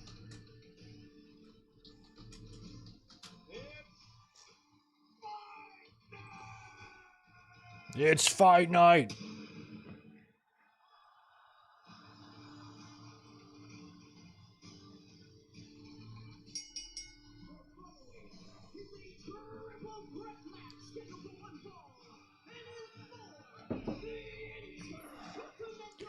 I was watching some video of like Drew McIntyre early in his career, and there was some Sheamus footage in there. And it amazes me how Sheamus just has not changed, like from before he got to WWE.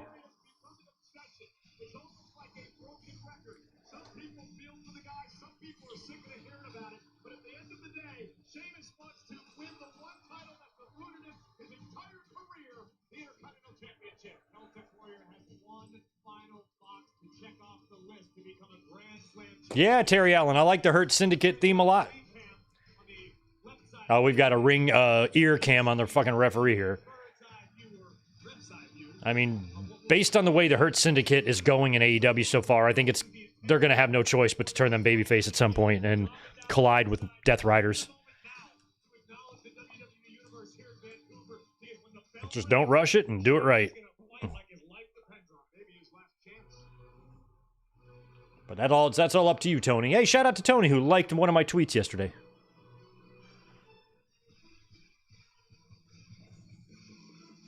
I have way too much of a fulfilling life to spend all day, every day hating Tony Khan. Way more important things to do. I don't have any issue with the guy. I don't put his name in my bio or put a clown mask on him and put it on my banner on my social media. Because the sun is out and there's things to do out there in the world.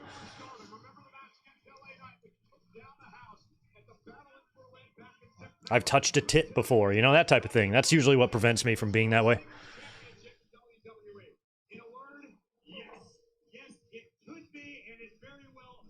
Ludwig, you and your hair.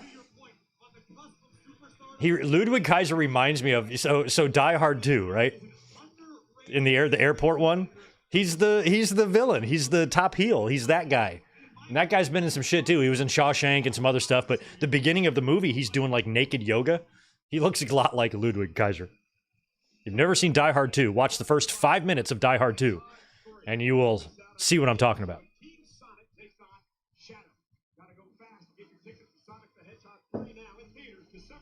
Oh, Sonic the Hedgehog is a movie, not a TV show. Okay. Or a movie, not a video game.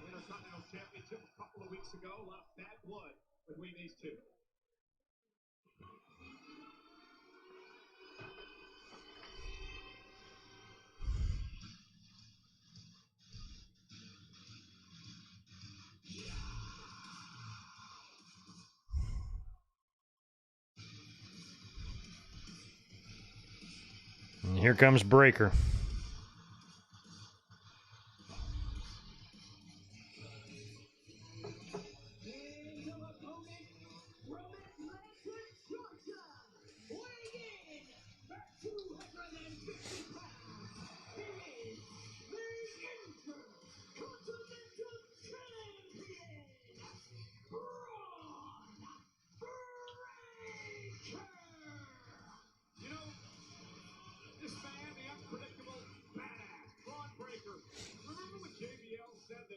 Oh, I get it.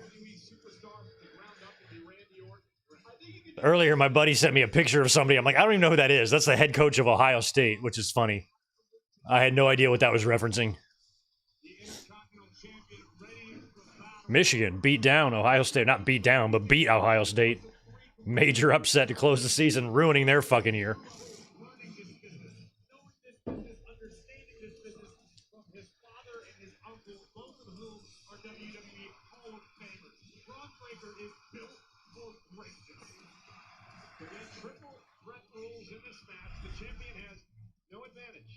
First man to gain pinfall or submission will become the Intercontinental Champion, so Breaker does not have to be involved in the decision to drop the gold tonight. Expect this to be one of the most physical matchups of the year between Sheamus, Kaiser, and Breaker. And here we go. Dozens of Hall of Famers have held the Intercontinental Championship. Hey, shout out to the Bollywood Boys, WWE ID. The Bollywood Boys have been randomly liking a bunch of my tweets. I don't know why. So I guess they like what I say, or one of them does. I've gotten like 5 likes from them this month. I don't know what's going on. Maybe they're fans. But I second that. Sign them to a WWE ID. I'm paying very little attention to that WWE ID program. It's just something I don't want to keep track of. I'm not going to know probably 80% of the people they sign up for that. So I just really don't care.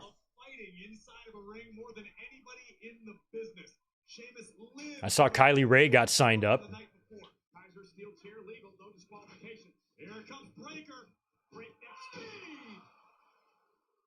As someone who's been in a position of authority for a good portion of my restaurant career, like, reliability is very important, and I would not waste my time with anybody who has a history of being unreliable in any way. Human beings aren't built to be that fast. Bron Breakker is. We're back to Sheamus for a moment. Listen, he's a first ballot Hall of Famer. Like, even if it's mental health related or something, I wish the absolute best for you, and I hope you live a long, happy, healthy life. But I can't have these things being a distraction of my restaurant or my wrestling company or anything like that, you know? So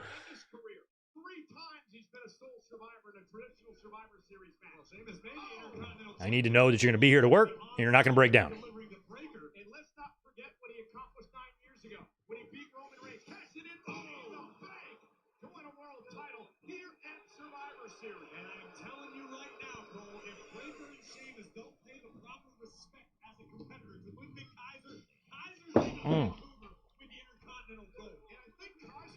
I mean, I'm hoping that Kaiser's in this to take the pin.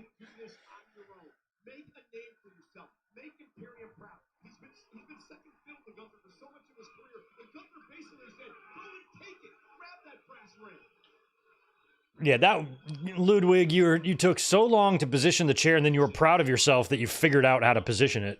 And then when you turned around, both of these studs are waiting for you to bash your stupid face in your weird haircut. Like, why would you shave all the way up and then just leave? I don't know. I don't get it.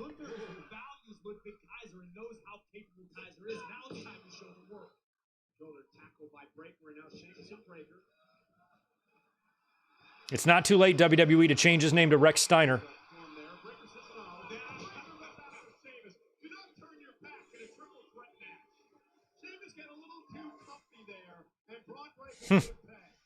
Breaker's laughing. He's going to go for a little stroll on the outside, I think. Bron Breakker, do you want to share your tanning package with Sheamus?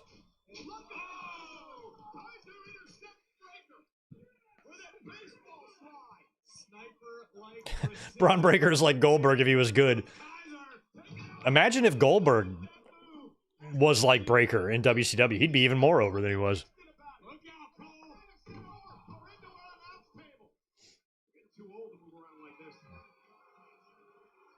Wow.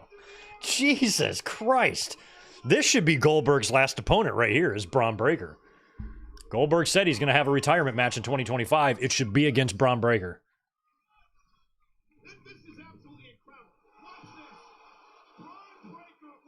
Maybe Bron Breakker does double duty at WrestleMania. Wrestles Sheamus on night 1, loses the title to him when Goldberg interferes and helps Sheamus win, just like he helped Eddie win against Brock. And then on night 2, Breaker faces Goldberg and beats him. That's very obviously what's happening with Breaker. He's seeing the entire game board for what it is. He'll be like, Goldberg, I don't sweat you. Not only do I not sweat you, I'm going to defend my Intercontinental title on night 1, and then on night 2, I'm going to beat your ass. That would be awesome.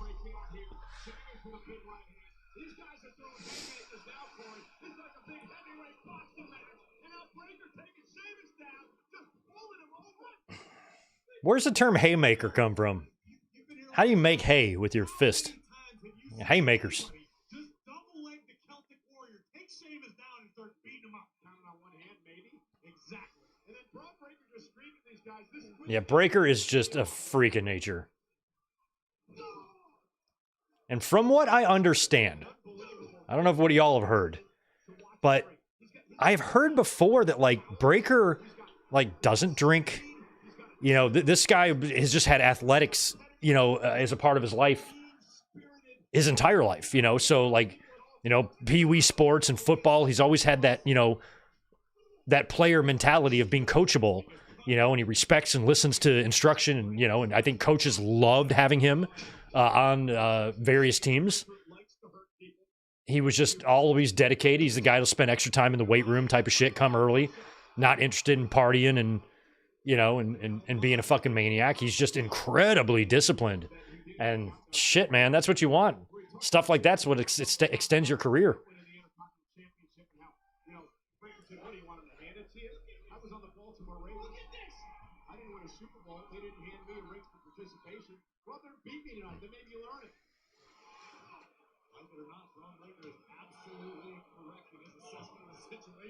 But here comes Sheamus. And Breaker just stops him. It is tracks. At least momentarily, Sheamus, though, making great work fighting into the man. Sheamus, opportunity to win the Intercontinental title. Hook of the leg. You know what I'm excited for? Sheamus going to the Hall of Fame. He's going to have earned that like nobody else, man.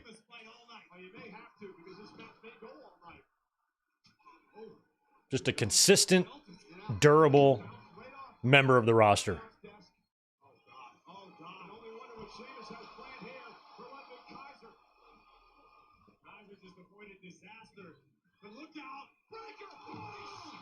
Oh, they're all, Jesus.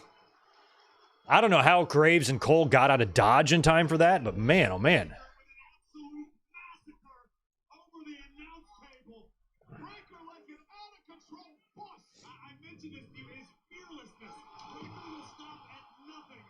Where did he go to college? Where did he play college ball? Georgia? No, not Georgia. Where did he play college ball? Georgia Tech? That was Roman. Roman was Georgia Tech. Goldberg was Georgia. Where did he go to school? Must have been Georgia.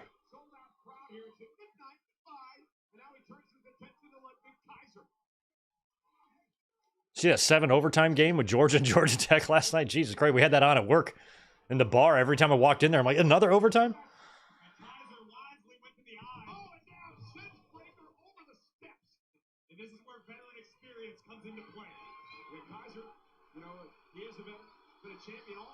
Oh, hi, Sheamus. Yeah, Kaiser, you never make a redhead mad. Rule number 1. They are not to be trifled with. I know from firsthand experience.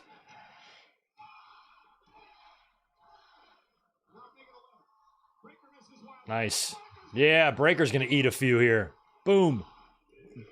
Nice Zilla Fatu sign in the crowd.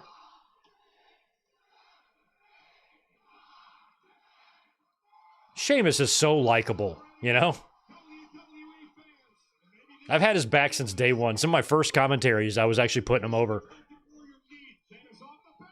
Like, don't complain that the WWE needs to build new stars, and then when they try to attempt it, you bitch. Everybody was so sick of Cena, and then they started pushing Sheamus, and they're, what are you doing? I'm like, y'all are the ones calling for this? What the hell's wrong with you? Have you not met yourselves? Have you not heard yourselves? Build new stars! And so WWE was like, okay, no, not that one. What the fuck, man? I was a big fan of the bar. Loved the bar. Loved that team. Loved their entrance. Really liked Claudio and Sheamus together.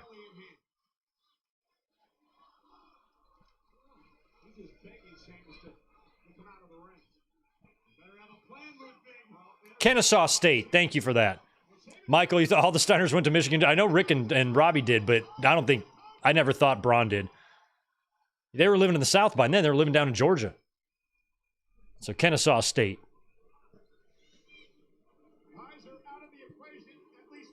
And then to the Ravens. And Kennesaw State is in Georgia.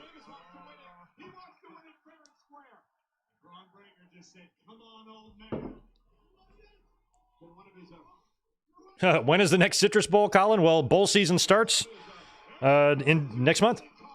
Citrus Bowl will probably be January 1st or 2nd or December 30th, something like that. Come on, Breaker.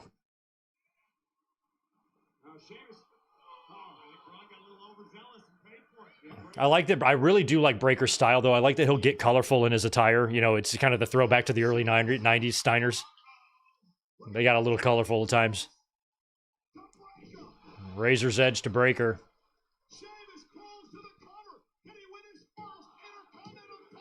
Whoa! He almost did.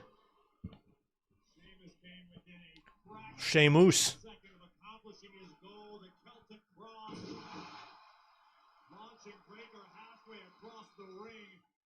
Sheamus just a little too slow in executing the cover. That's just taking a lot out of all these superstars.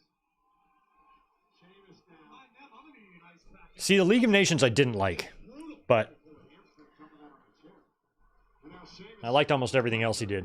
Blow to the back. Sheamus up on the top rope now, and he's gonna fight back.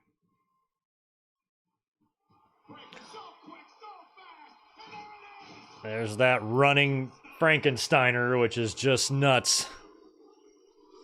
I don't know if Ludwig's going to find himself back in this match or not here.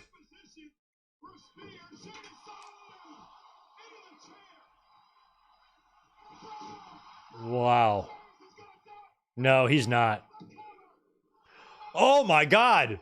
Ludwig, you motherfucker. I was convinced there. That's twice they've gotten me. That makes sense that every match needs to be in the far ring so they can be over by the tables and stuff. And the announcers, so the announcers can see. Ludwig, you bastard.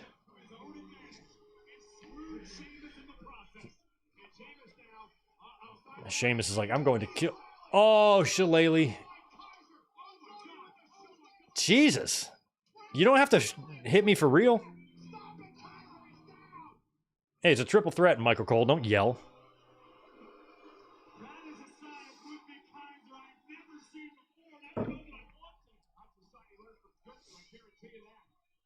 Sheamus welts building on his back.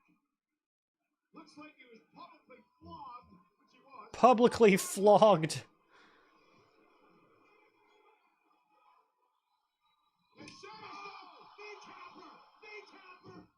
Oh. Oh. Oof. Yo, props to all three guys here. Bron Breakker is 100% retaining the title here. There's not going to be another outcome. But the fact that they have been doing such a good job of making you believe some of these near falls. I thought Sheamus has had 3 legitimate shots to actually win, where I was about to say, holy shit, I was wrong. And we got a kick out.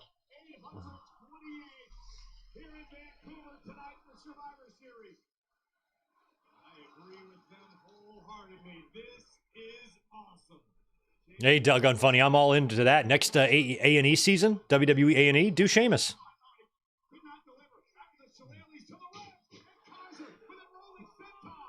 Anybody know the story? I always heard the story that, like, I think it was Yoshitatsu or something, like, kicked his ass in a fight.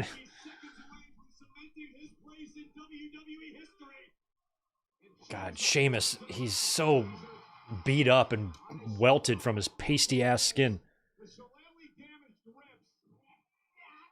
Oh! There's a spear. Oh my God, he just annihilated Kaiser. I guess Kaiser's not going to take the pin. It might be Sheamus here. Kaiser's probably dead.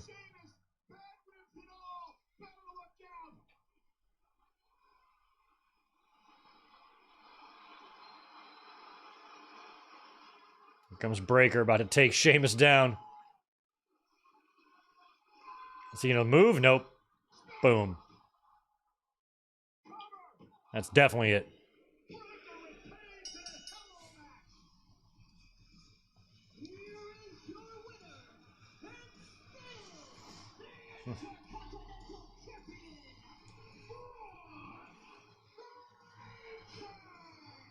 We often talk about the Intercontinental Championship as the workhorse title in WWE.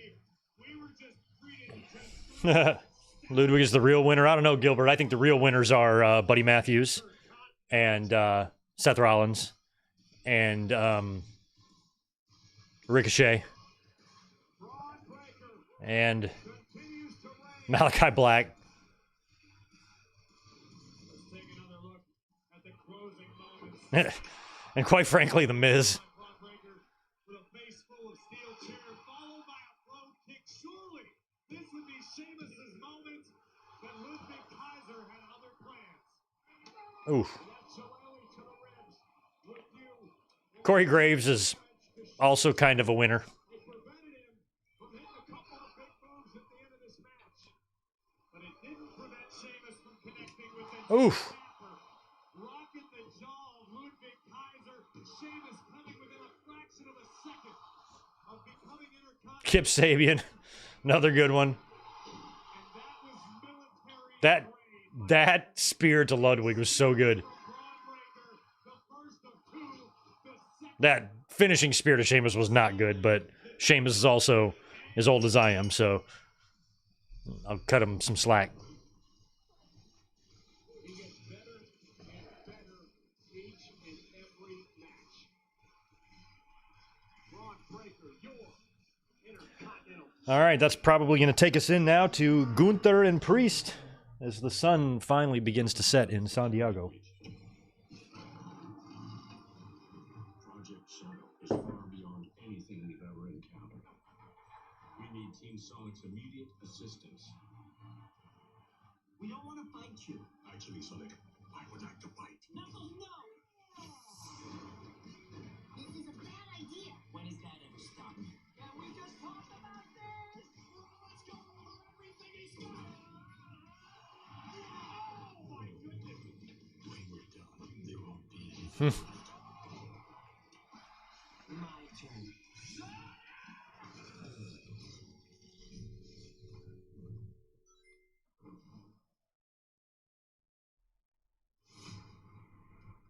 Indianapolis. Oh yeah, I forgot. It's the Rumble. to the only event of its kind. Man, I'm ready to do our Rumble reaction. That's going to be fun. Please don't have it be at 3 o'clock in the afternoon. Win this match. Let's do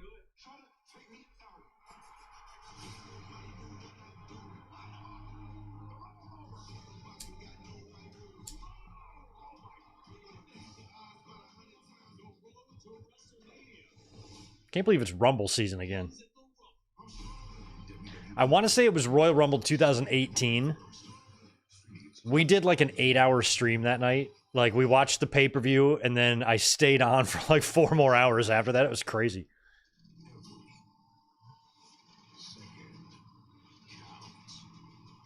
I had a lot of energy back in those days.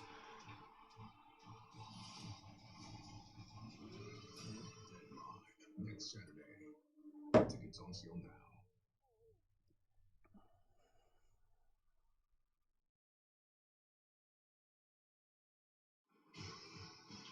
Ladies and gentlemen, WWE Deadline is coming to Minneapolis Armory this Saturday.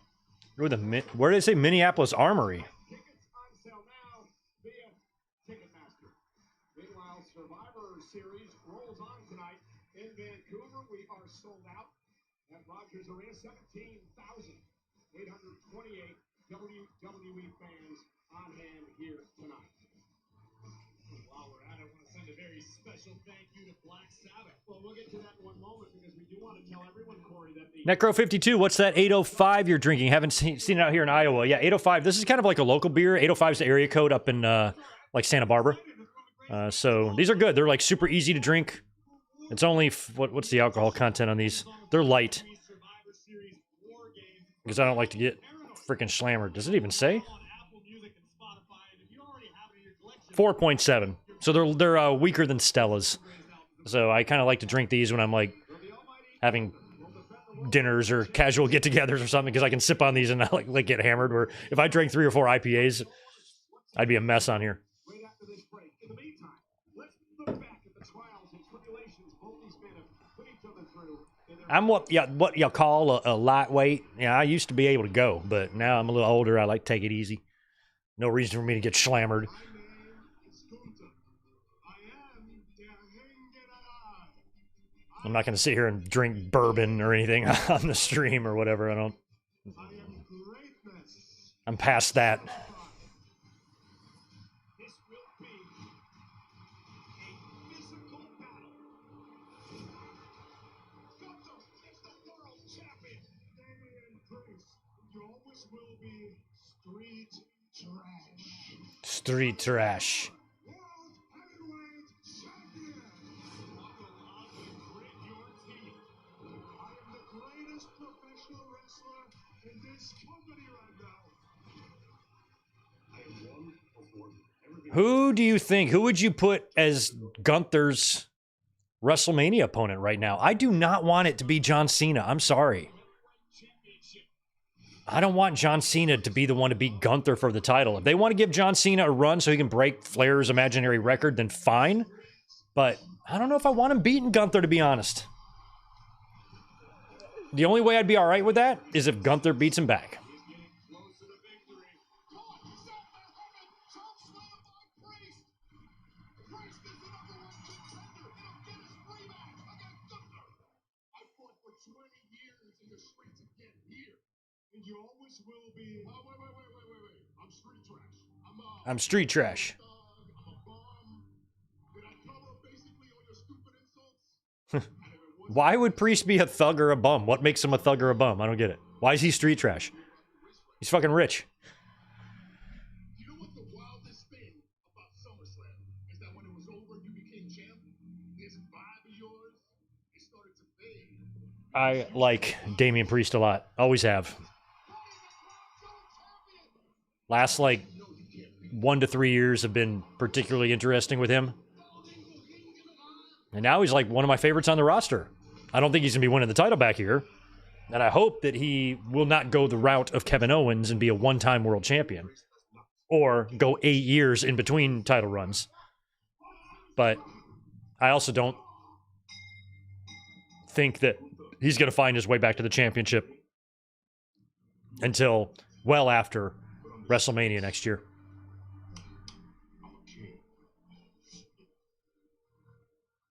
Gunther, what's your response to what Damian had to say? Don't let me interrupt you.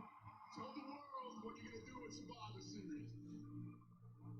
Nothing. Yeah, there you go, Juliet. Honorable mention to Nick Aldis. Because I want to see if you grew a set this week and say something to my face.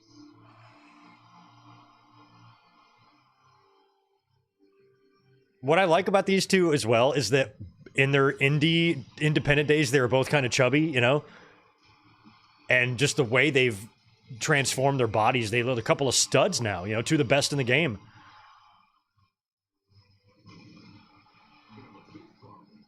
When I want someone to become campeón.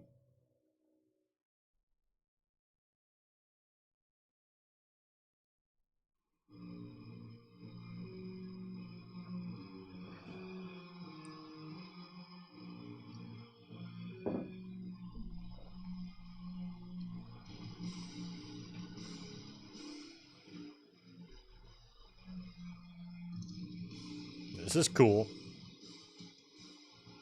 I like how the flames are reflecting off the cages there.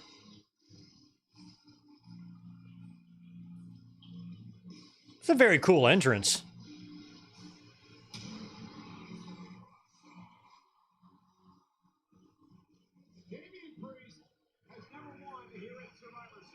Yeah, I just really like Damian Priest. I like him because he's not like overcomplicated. You know, he doesn't, you know, his character isn't, you know, overly complex. He's just a man, you know, and you know his wrestling style is that of as of a large monster. He wrestles that way. He's good. He's athletic. He's agile. He's mobile. He's a little bit of Undertaker and Kane, you know, with also some Scott Hall sprinkled in. And then his attire and his look, you know, is a little bit of a few people. It's a little bit of Scott Hall. It's a little bit of Taker. It's a little bit of Diesel.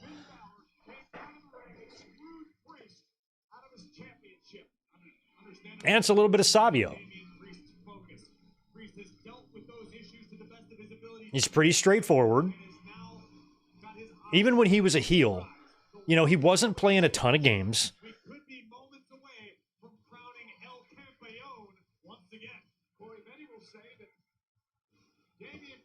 He's never really, in promos, really tried to be funny, you know, in this current rendition of himself, you know. He's not in the ring trying to crack jokes and nursery rhymes. He's just an ass kicker. He's just a man, comes at you straightforward, says what he thinks.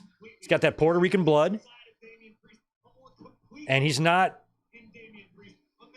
there's not much to think about. He's right there. I think that's why I like him, because I know who he is. You know, and he's never just going to hit me with something out of the blue. He's not still trying to find himself. You know, I think that's what I find appealing about his character, is that he's just, you know, even though he's got like the flames and the ominous music and stuff, he's not pretending to be supernatural or anything like that.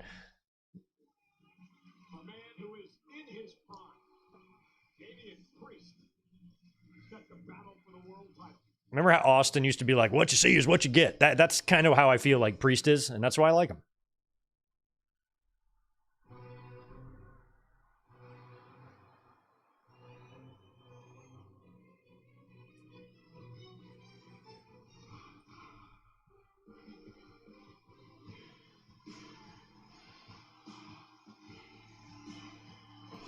And here comes Gunther. 666 days as Intercontinental Champion. 800. That's how it was 666. That's how many days. That's nuts. United Kingdom Champion. 119 days. Last night at work, one of the servers came up to me, and she goes, "So my table was like a party of 8. They were just ready to ask for the bill, and their bill was like $647 or something like that. And then one lady was like, you know what? I want one more glass of wine. And so right when she was about to drop the bill, the lady asked for one more glass of wine. So she went and rang it in, brought it to her, and it made the bill $666 even. And she goes, this bitch is going to get them all in a car accident on the way home. Bad luck. It's undeniable. Gunther does not look like the same competitor, and this could go very, very well for his challenger, the smiling, confident Damian Priest. Let's check in with our ring announcer. All right. Hit it, Alicia Taylor. The following contest scheduled for one fall is for the world. I think Lillian Garcia should start doing her hair like Alicia Taylor. Introducing first, Well, I really hope that Alicia likes being a ring announcer. Next time WWE finds somebody that's real good at it, make sure they like the job. 49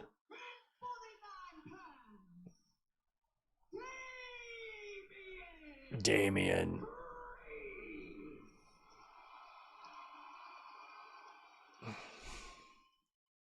I agree, Juliet. It did take Priest a little while to get to this. I mean, at the beginning, he was doing the bow and arrow thing, and I didn't really like him without the facial hair either. He looked a little weird. 50 pounds.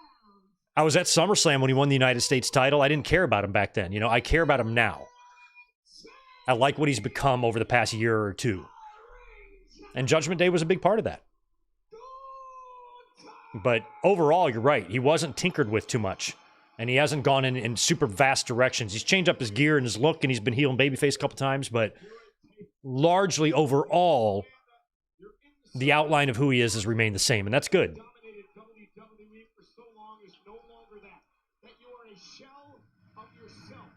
And tonight is the night I take your title. All right. Big title match here. This is one that I'm not too worried about in terms of predictions. I don't see a universe where Priest wins the belt back here, but Shit, maybe he could. And then you do the rematch on Saturday night's main event, and Gunther wins it back. We did hear that match was rumored. So I suppose Priest could pull off some sort of an upset here, but I would just have Gunther survive somehow. I mean, this is what the ring general does. When Gunther is able to dictate the terms of the matchup, he is unstoppable. That's what Gunther's going to do. It may take a few minutes. He wants to get the pace that makes him comfortable. And gets Oh, really? Proper 12 Whiskey is no longer having Conor McGregor as his brand ambassador. We carry a shit ton of whiskeys, and I do not carry Proper 12. If you're Damian Priest, in my opinion, you want to make this a street fight. You know We got a big tequila list, too. you're not going to out-wrestle the ring general. You may get the upper hand from time to time, but there is no one better than Gunther. Priest is going to have to show Gunther something he's not prepared for. I think our most expensive stuff right now, I guess, is only Class Azul, which is about 50 a shot.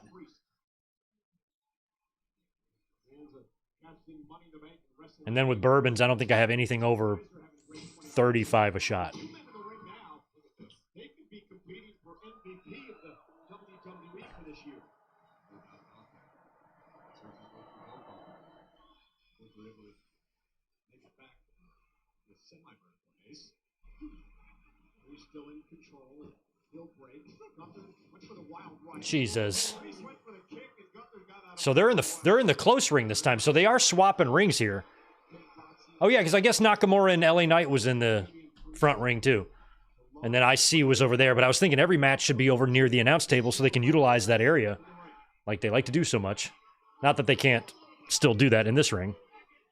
Shout out to Macho Man in the front row. Gunther taking his time, climbing back into this matchup.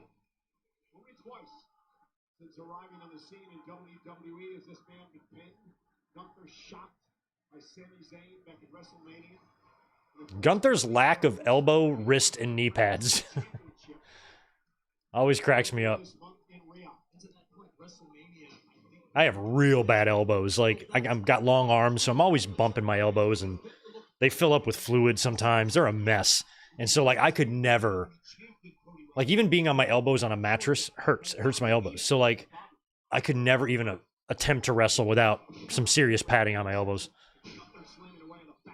Gunther's out there just fucking pad-free. Naked-ass elbows. Taking bumps. it will be physical. But I think Damian Priest understands what he is dealing with. Oh, big shoulder tackle by the challenger. He's going to tweak that a little bit. Yeah, he hit Gunther hard. Damn, Zach. Sorry it's cold as fuck outside, but I'm glad you are enjoying the green gimmick, watching wrestling with us. It's not cold here. It's still 68 degrees outside, despite the sun now setting. Still got my windows open. Gunther does masterfully, and that's continue mind games throughout the match. During the match, most guys will do their talking, play their mind games until the opening bell, and then you move on with your strategy. Gunther never stops. While he's punishing you physically, he's berating you. I will say, even though I'm spoiled here in California, I do miss being in a warm house when it's butt cold outside. There is something very cozy about that. But I do miss having, like, cold winters. Reach. Whoa! Priest caught him, boxing his ears. Having a fire going, you know, that type of thing. Gunther's just been out of sorts a bit since this match started. Here comes Priest now. Gunther gets some boot up and looks to shift the momentum here. Gunther off the rope. Priest, face first. Oof. And Priest again, his shoulder gave out a bit there. We saw perhaps All right, so Priest has got a earlier on in this match. And Corey, you of course being an athlete, shoulder injury here, so it's going to be the sometimes when you tweak something one story beat of the match. Gunther sees it. scary, and Damian Priest realizes it happens. Maybe you hear or you Priest, don't sell it too much, you know? If you're just, like, putting all the attention on the shoulder, ow. Like, why don't you just put a bullseye on it? If anything, I'd pretend it was the other arm. chastising Gunther. But Gunther now, So Gunther has targeted that injured shoulder. and definitely an injured shoulder of Damian Priest, sending him into the barricade. Remember, no chance of damage for Gunther. He can sit out all night, no matter, right? Priest has got to get Gunther in the ring to pin him or submit him. What a masterful waiting game we just witnessed. Now, Zach, yeah, I don't really ski. Slightest opening shows We got Big Bear up the way here, and I have a lot of friends that go snow skiing and stuff all the time out in the mountains. I've just never really done it. I have family in Breckenridge, Colorado, and I've been on the slopes there, but I'm not really a skier. I can water ski. Gunther again working on the injured shoulder and arm of Priest. Direct shot right into the shoulder. It'll take out so much of Priest's power game. Gunther neutralizing Priest's ability to throw hands. You can't stand and use both hands in a firefight with the World Heavyweight Champion. Your odds are not good. The official checking with Priest. See if he'll give in. And again, I mean, we did not see Dominic or any members of Judgment Day in the War Games match. Maybe somebody comes out here, offers enough distraction for Gunther to capitalize, protecting Priest. I personally don't think there's reason to put this match on Saturday night's main event, but it was rumored a few weeks back. So if some crazy finish here happens, then we could very well see that match still happen on SNME. But I don't know how long the show is slated to be, and there's going to be commercials, so I don't know how many matches you can pile onto that thing. But sense of hope to his opponent and the fans before shutting them down. Because Gunther enjoys it. Look at this hammerlock. And now, gentle bad shoulder, delivering the knee. Priest is writhing in pain. You can hear him agonizing here. I would think 4 matches maximum is all they're going to have time for on that. We're looking like an hour-and-a-half show or something. Or if it's a 2-hour show with commercials. Rarely do you see him in a state like this. And again, the momentary hesitation that the initial shoulder tackle caused Damian Priest. Priest just didn't feel right, and Gunther sensed it. Zoomed in on it, and here we are. This could lead to a disastrous injury. Gunther continues this assault on the shoulder of Damian Priest.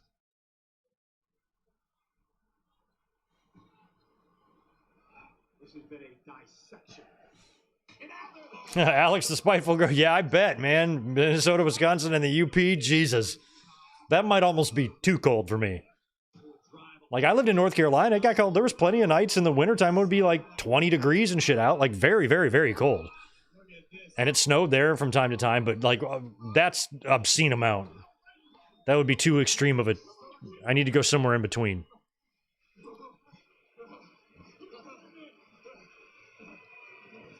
I don't want snow piled up past my window so where I can't see outside. Like, that's crazy. Forcing Priest to exert himself just to get back to his feet. He's trying to create separation. A couple of well-placed right hands. Gunther still has. There's the chops. How much does Priest have left? He's on spaghetti legs already. I like this super tanned, jacked referee. He cracks me up.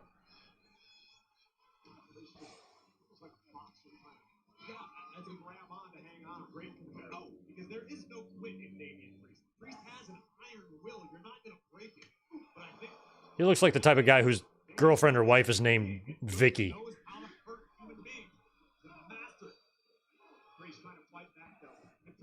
Nice.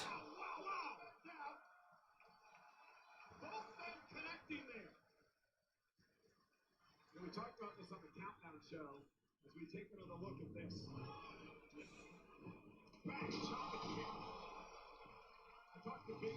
Yeah, that's true. If you're up there, man, you know winters. Jesus. The situation Damian Priest is in, this is a desperate situation for him because if he loses this match, he goes back in the middle. He's no longer the #1 contender. Who knows when he gets another championship opportunity? This is so important for Priest to stay in this match. You're absolutely right, man. I also get really bad chapped lips in the cold weather, so I would not survive. Oof. Here we go. Stuck. Again, bad left shoulder of Priest. Jesus. There he goes. He's unloading.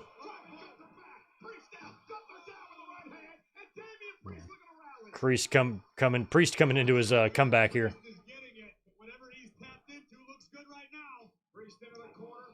He's doing a really good job selling that shoulder.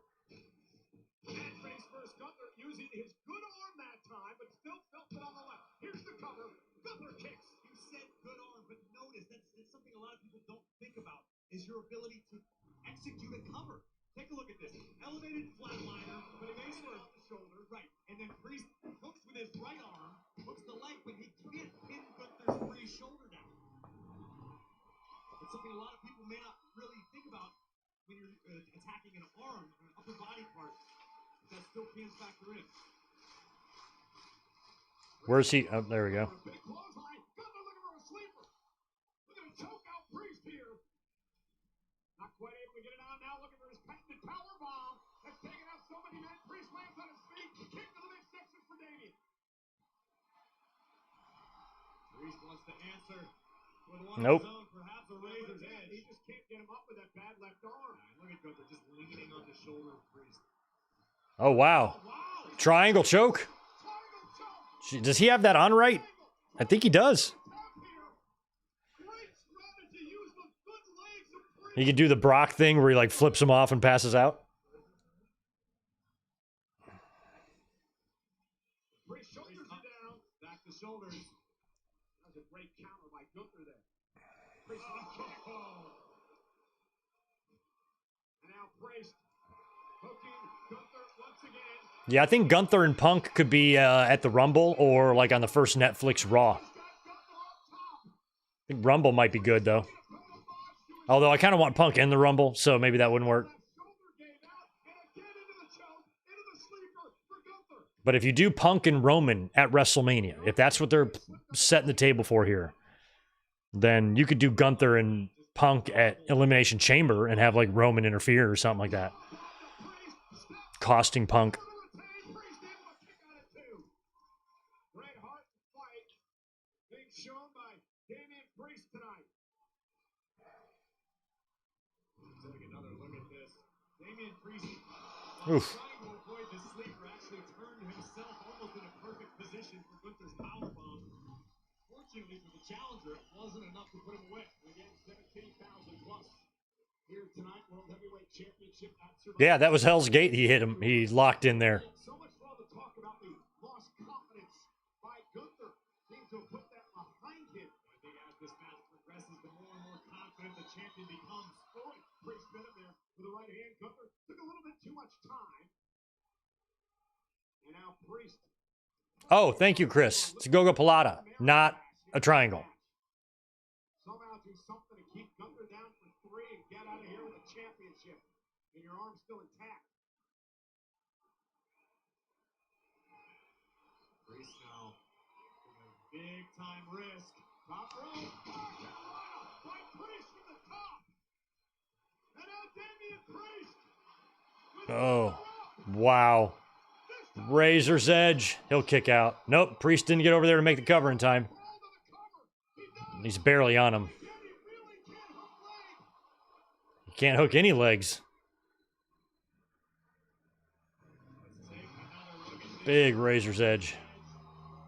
The homage to his hero into the cover, but once again, Damian Priest, the challenger, unable to effectively hook the leg to finish the cover, and this one rolls on.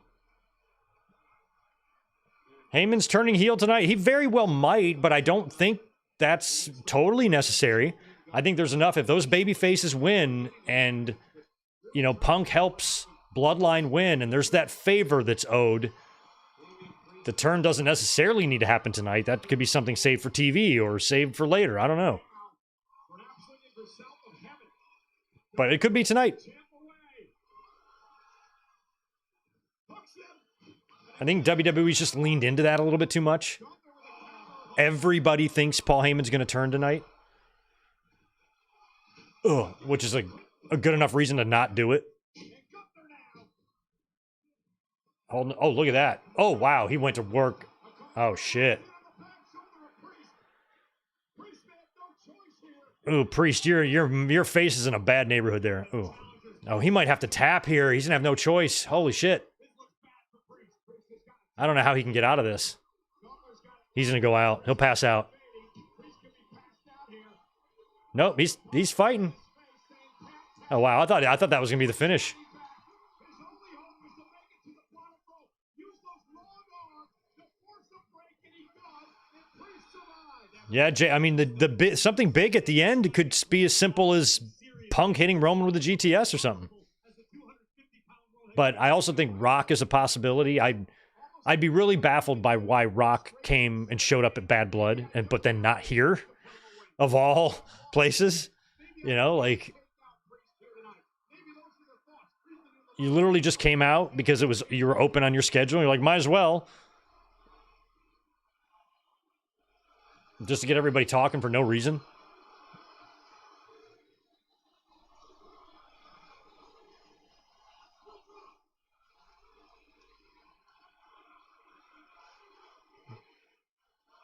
Props to the crowd for caring about this match. I'm glad.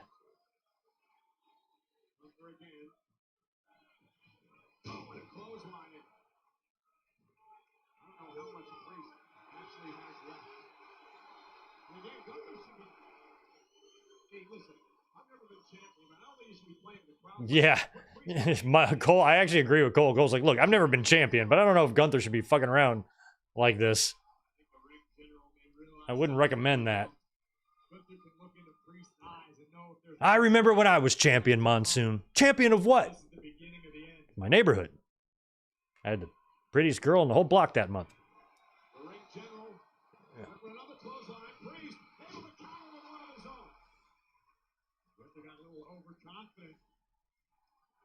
Maybe not respecting how much Priest has left in the tank. Both of these men exhausted. They've given everything they have for the World Heavyweight Championship. Priest may be running on fumes, but he's close enough to see the finish line. Nice. Sit out. Clothesline by Priest. Cover now. On Gunther to win the title. Jeez, he really rolled him up there. We might be able to do an Armageddon. We've done a couple of Armageddon watch-alongs, but yeah, we can lock one in for December. I'll see which ones we've done and which ones we haven't done and see if we can find one.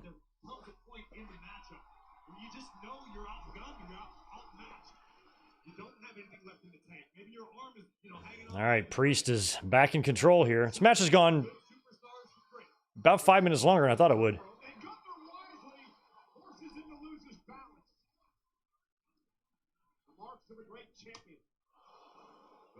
Let's note the time here. It's 5:20, right? Or it's 20 past the hour, depending on where you're at. Uh-oh. Chokeslam. I think by the time all of the War Games members get in the respective cages, it's going to be top of the hour. It's going to be 40 minutes until the next match starts. And this match is almost over. Think about that.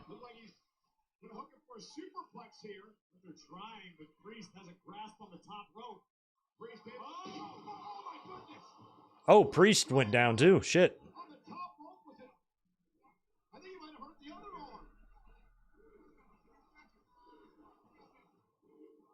You fucked up. You said, give me a second. Damian Priest said, give me a second, give me a second. I'm pretty sure at one point Damian Priest told the official it's out. I think he's Did he mean to fall off the top rope, or was that a botch? Oh, here we go. He definitely meant to do it, because here comes somebody. Here comes Balor. Coup de Gracie. Boom. There we go. Fucking Balor. Referee missed everything. Oh, Gunther took out Balor. Look at that. He doesn't want Balor's help at all. I love that he took out Balor. He's going to powerbomb him and win here. Gunther hitting Balor was interesting. I like that. Oh, wow. Oh, wow. He's got, that's...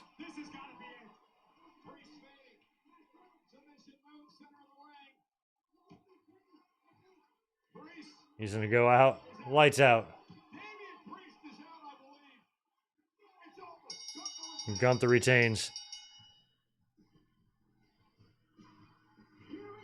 Well, good for Gunther taking down Balor. That was funny.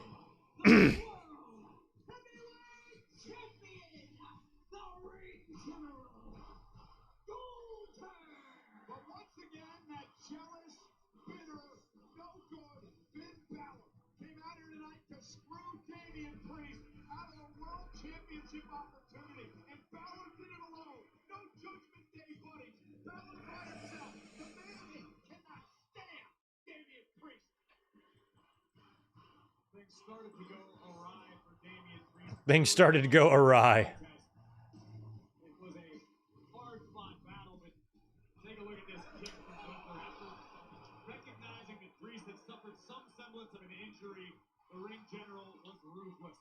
Priest had a few glimpses of hope, including this attempt at the south of heaven chokeslam, but perhaps too much damage had been done to Damian Priest's arm.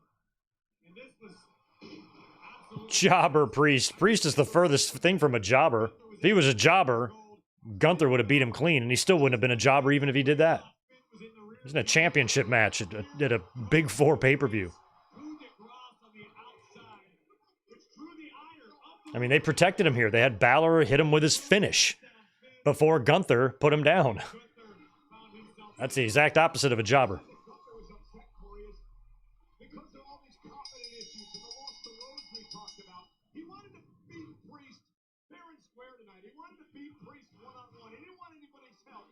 I wonder if Gunther's gonna show Priest respect. No, maybe not. The fact that he knocked out Balor.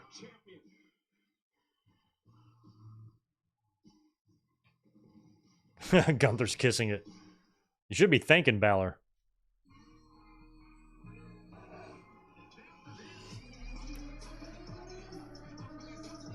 Yeah, I kind of thought the Balor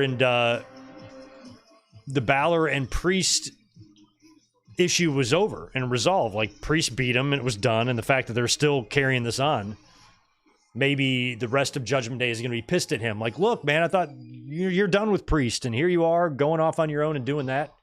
WWE is taking you back. All the way back. With the return of Apparently Jimmy Hart's going to be on this thing. main event. World-class stars. World-class showdowns. All in prime time. The Saturday Night Obsession is back and bigger than ever. Saturday night's main event. Live Saturday to So it's 8 Eastern. on NBC and Peacock. I will be off that night. We're going to do a live watch along with that. WWE Saturday night. Right here. Event on NBC Saturday, December 14th, to emanate live from Nassau Veterans Memorial Coliseum on Long Island, the site of the first ever Saturday night main event. Tickets on sale now at Ticketmaster.com. And what a night! It's too bad Vince can't be there for that. Witness the final to crown the first ever Women's United States champion in Long Island. They're already in the tournament. 3 women have advanced to the semifinals. Bailey Beach and Chelsea Green. So it's going to be Tiffany Stratton's definitely going to be Elektra Lopez. It's probably going to be Tiffany and probably Bailey in the finals. And Tiffany's going to have the fucking U.S. title. I think Bailey will win it, though. Cody Rhodes and Kevin Owens in a match that has become extremely personal. Kevin Owens has been The fact that they have the music back is so great. about Cody Rhodes and what he's done here as champion over the past couple of months. Kevin Owens is a different man than we've ever seen. I gotta be perfectly honest with everybody. I'm worried for Cody Rhodes. Now we head to Monday Night Raw on the USA Network this coming Monday night. Everett, Washington, couple-hour drive south from here. And we have the That's right. By the way, this Monday, we're going to be doing a live Monday Night Raw reaction because we got to see what the hell's going to happen at this 10-year reunion when these two guys are about to implode. It'd be great if Big E showed up and announced that he's cleared and they all come back together and forget everything, but probably won't be that. talking about the Women's United States Championship on SmackDown Monday Night Raw side of things. What's up, Stone Cold and Zombie Fighter in the house? Not if I, in case I haven't said hello to you guys yet. Chad Jones, Ruben. Survivor Series post-show. Corey Graves and I will have some thoughts here at ringside. Jackie Redmond, Wade Barrett, Big E and company hosting that show. And these are some of the superstars you will see on the Survivor Series. That's right, the fucking post show. We got to go through one of these again. I'm sure it'll be completely controversy free. Nobody yelling at so-called journalists online. Oh my God. Does that ever get old for them? Step into a Slim Jim. Tear it to the spike. Oh, we got a Slim Jim commercial here with the Usos or Jay and LA.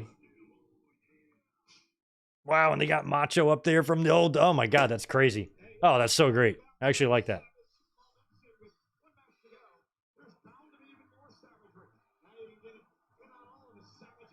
Slim Jim Savage moment. I like that.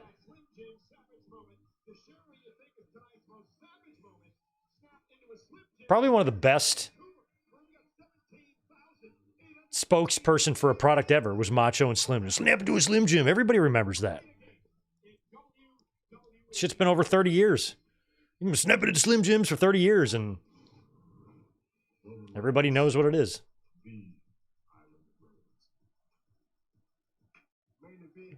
Oh, yeah, so they're like introducing these guys like it's Sunday Night Football. I hope we can get some bad lip reading for this. Sami Zayn, aka the honorary, aka Sammy Uso, coming from Uso Penitentiary. CM Punk, best in the world. Solo Sikoa,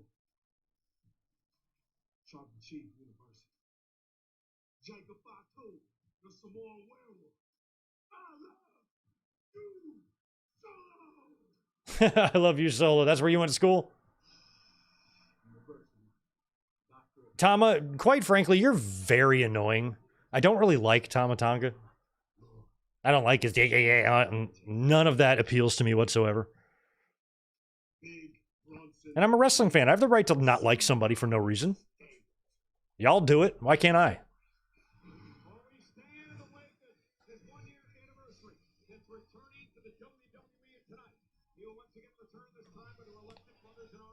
Wow. Who do you think starts? Probably going to say Jay and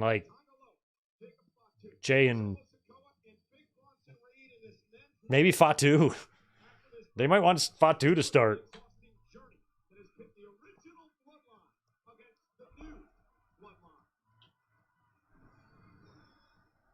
All right, now we got to have a 15-minute long video package. Let me grab a new cold one before we get to the main event. By the way, if you're just tuning in, smash that thumbs up button for me. Main event War Games match is about to start in 1 second, and I'm going to step away for 30 seconds.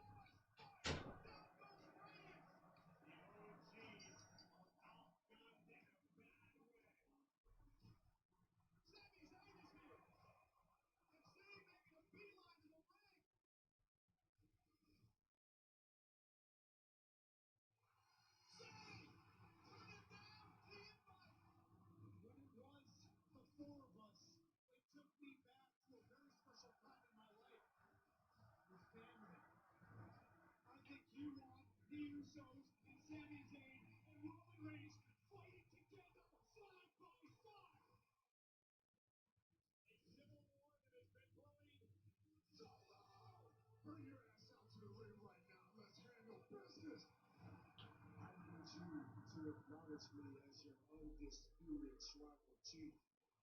I won't ever acknowledge you. I'm here to challenge you. I challenge you to go and find 4 people that will team up with you. And we can go to war.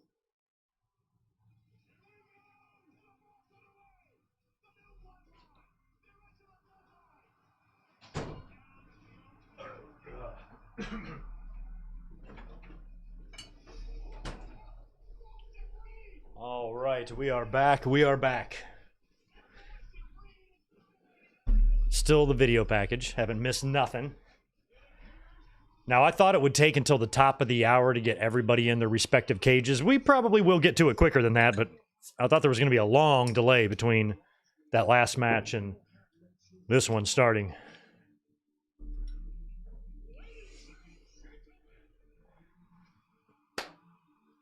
Ruben, thanks for the 5. I got Chelsea winning the U.S. and Lyra winning the IC. Thoughts? I disagree with both. I got Bayley winning the U.S. and Natalya winning the IC. Those are my picks. I know a lot of people want Chelsea. I love Chelsea. And they could very well make it be Chelsea, and I'd be fine with that. But I also think you want a kind of a big name on as the first person to hold a championship to begin its legacy, you know? And Natalya is a storied veteran in the company, been there so long, she'd be perfect. Bayley, very decorated, multi-time world champion.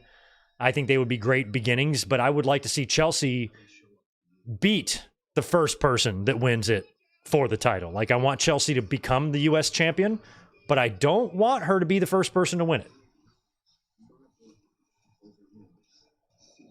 But that's only because I have kind of, it's kind of like I don't know, a pet peeve, but I'm kind of like a stickler for, I've talked about it for years, like title histories, and I really hated the Raw and SmackDown belts and the belt swapping and all the different shit they did. And I also think title history and lineage is very important. And if you're going to create a new title, you want big names holding those titles. And you want the lineage to be anchored by Hall of Famers. To where when you look that title up 50 years from now, that first name you see is a recognizable one.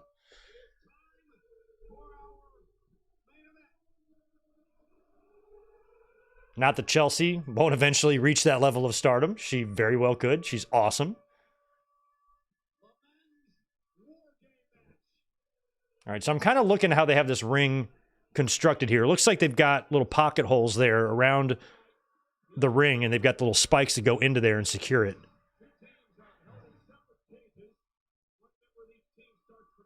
I don't know. Do they go around and screw those in? And but like, how the fuck? They're not there the whole time, are they?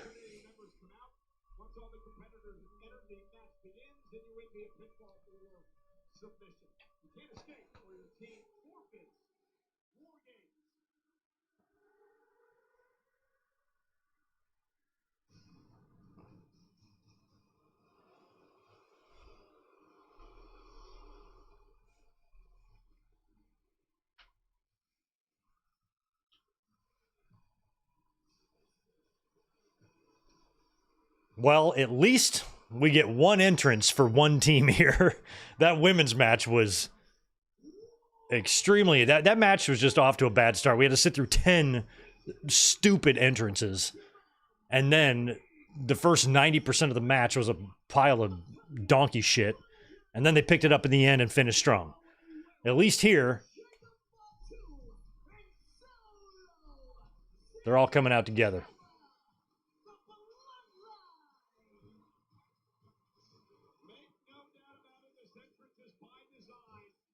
I mean, at some point, we're going to have to get that Roman and Solo match for the Ulafala. I don't think that will happen on Saturday night's main event, because I think the main event needs to be Kevin Owens and Cody. And I don't think it'll be at the Rumble, because Roman will probably be in the Rumble, or maybe even getting a title shot. I don't think it'll be on the first Raw on Netflix, because they're SmackDown guys, so I don't know when that match is going to get done. I mean, at this point, they might be saving it for fucking WrestleMania, which would suck. So it's going to be... all right, Tama Tonga, I can see that.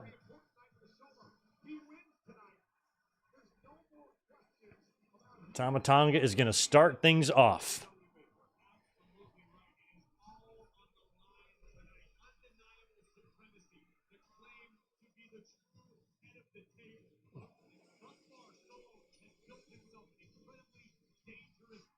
I think in previous years, because I've shit on it before, they've locked the cages up, but there's been no bottom on it, right? And I'm like, why are they locking the door when between all those wrestlers in there, even the women, they're probably strong enough to lift that thing up and just crawl underneath it.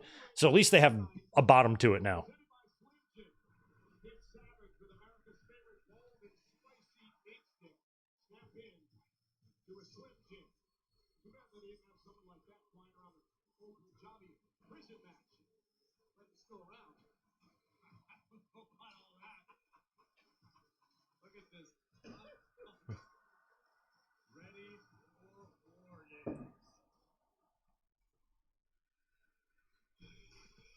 Here comes Sammy first. Probably going to get 5 entrances for... Who comes out last, Punk or Roman?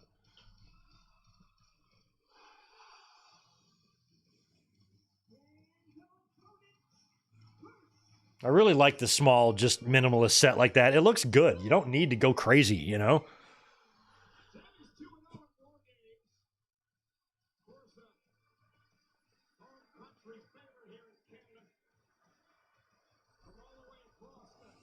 Sammy Uso.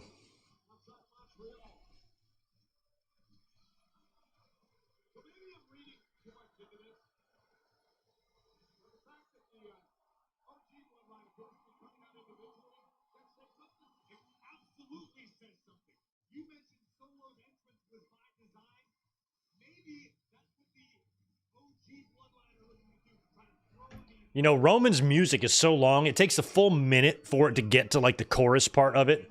Are we just gonna have to sit here when Roman stands there for 2 minutes while the song plays?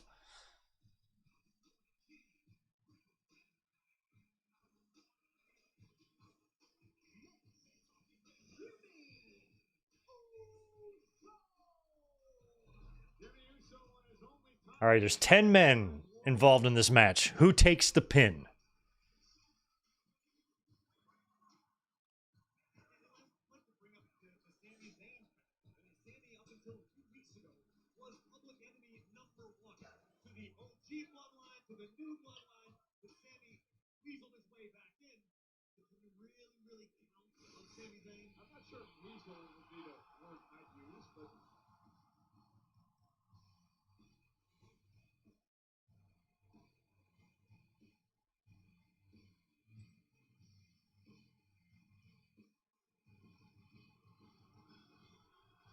So he's coming out before Jay. Oh my God, he shoved him. Look at Jacob Fatu trying to get through the bars. That is freakishly scary. Literally like a fucking lion at the zoo. Just wants to eat you, but can't. That is crazy. Just walked right over and pie-faced Bronson Reed right through the bars. Jacob Fatu lost his mind.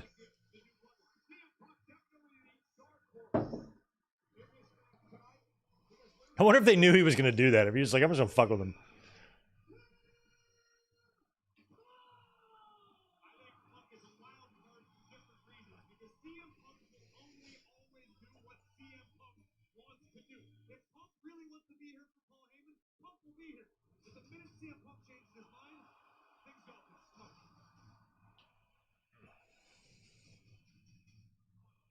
Is Jay Uso coming out last? We haven't seen Jay yet, have we? Oh, it's probably because Jay is starting the match.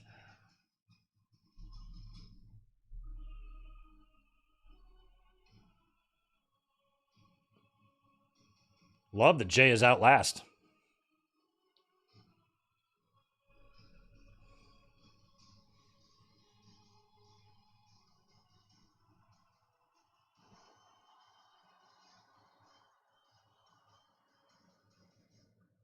Oh, no, Chris, I didn't see that. Thanks. That super chat earlier. Thanks for the 5. I think Heyman could turn heel because 22 years ago, at the same event, he turned on Lesnar.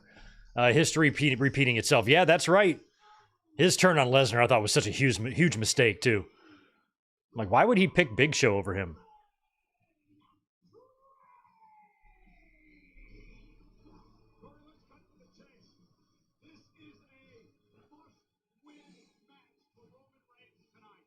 If I was Jey Uso, I'd sneak around the back of that cage and I'd pull the Ulafala right off a Solo and just go give it to Roman. They're all locked in the cage. You can't do nothing about it. Roman's like, it's mine now. I mean, that's how he got it. It's not like he won it. He done stole it.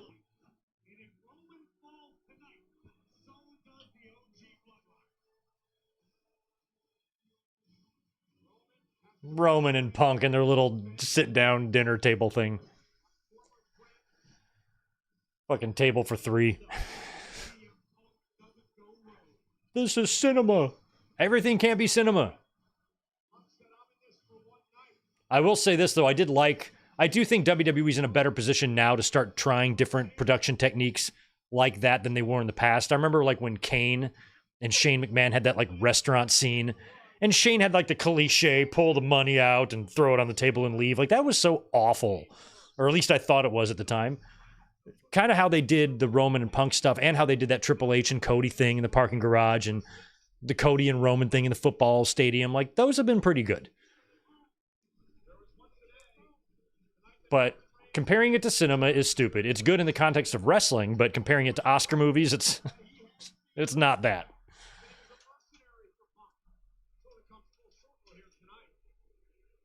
Uso! Or is that how his song goes?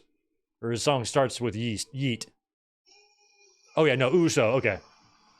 Uso! Jay out to face Tama Tonga. Nice. We get a full-on crowd introduction. I love that. I mean, I only think Jay is like solid to mediocre in the ring, but just as a gimmick and his ability to, you know, get the crowd with him. They're not yeeting as hard as I thought they would be, though.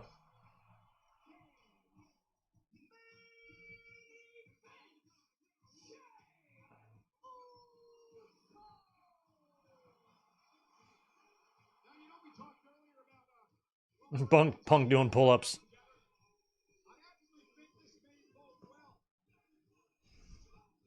There we go. The whole crowd, they need to be more into this.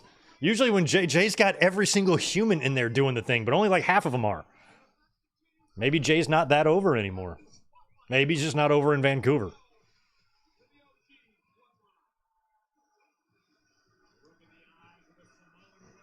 Maybe Vancouver is behind in the trends and they don't know what yeet means. I think Montana just got caller ID like 3 years ago.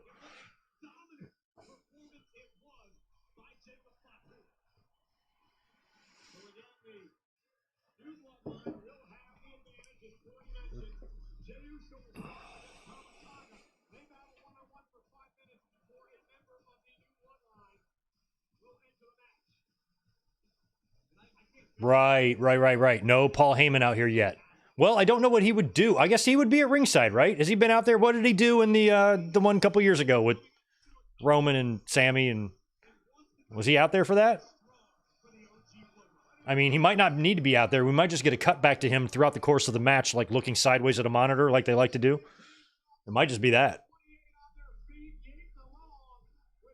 But him not being out there is interesting, especially if he appears later.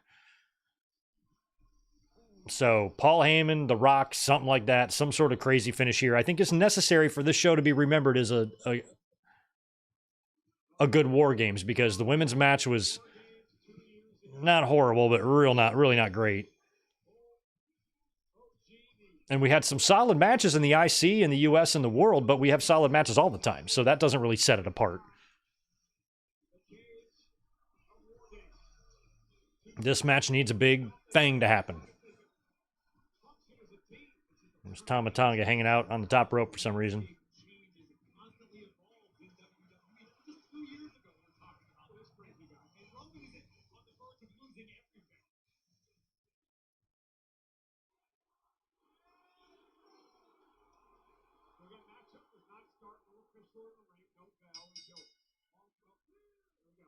All right.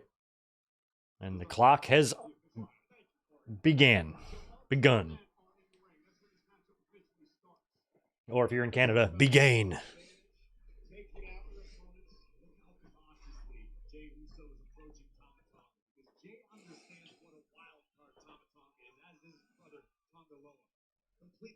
Will Brock show up? I mean, he might show up to his local gas station to fill up his F-150, but I don't think he's going to show up here.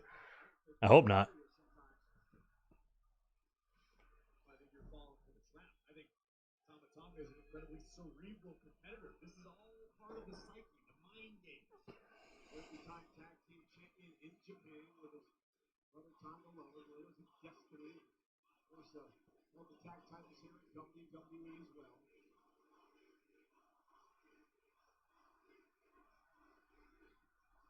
I didn't check out WrestleVotes today. They got any scoops?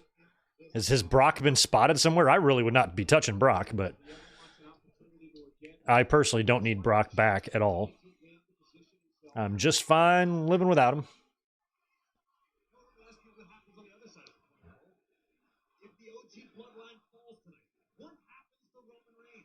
CM Punk's last Survivor Series match was 4,025 days ago in 2013, teaming up with Daniel Bryan to take on Luke Harper and Eric Rowan. Holy shit.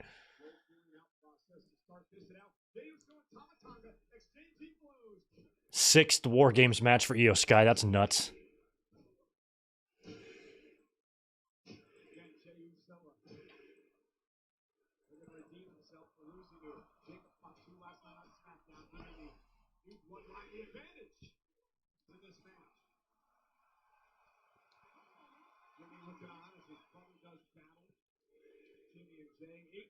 I don't know where Brock lives these days. He hasn't invited me over for dinner in years.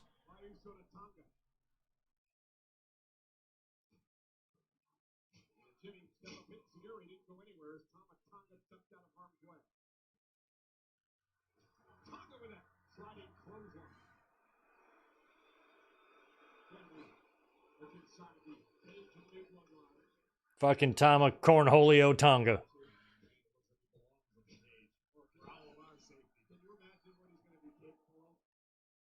Well, that was my point. When CM Punk was crazy enough to walk over there and try to insult Fatu, there's going to be a point in this match where Punk has to deal with the Samoan werewolf. Yeah, Punk is going to have to deal with Jacob Fatu. I don't even think it was Jacob that he pie-faced. I thought it was Reed, but Jacob came after him. Maybe it was Jacob.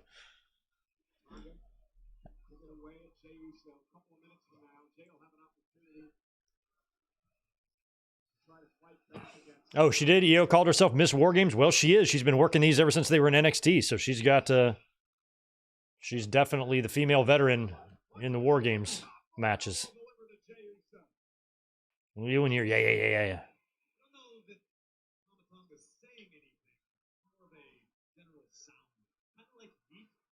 I think maybe he's part of the sour taste in my mouth. I didn't like him when he was in New Japan. He was like, you know, throwing shade at Roman and stuff. I'm like, fuck off, dude.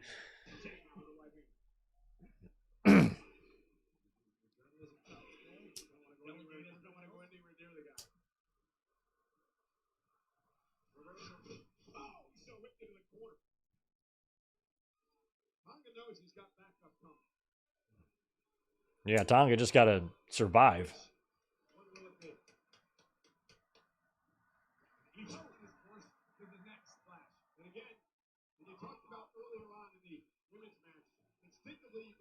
Oh, yeah, I kind of forgot. I didn't catch SmackDown last night. Was it Jacob Fatu beating Jey Uso in the advantage match? Is that what happened? And that gave the heels the advantage? I never really watched SmackDown. I read the spoilers the previous week. I did watch the sit-down with Heyman and Punk and Roman. I watched that, but I didn't really watch the rest of the show. I didn't even watch the Cody and Carmelo match. I guess I should do that, huh?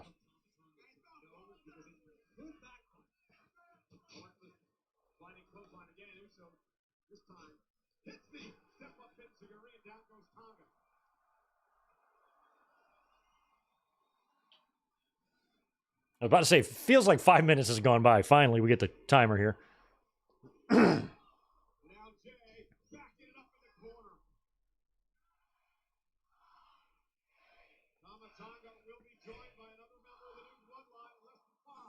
Is it going to be Jacob?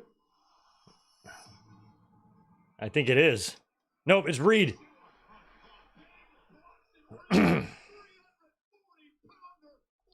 Damn, he's coming in this early? That's crazy. Oh, please don't do what the women do. Every one of them is going to have to look under the ring.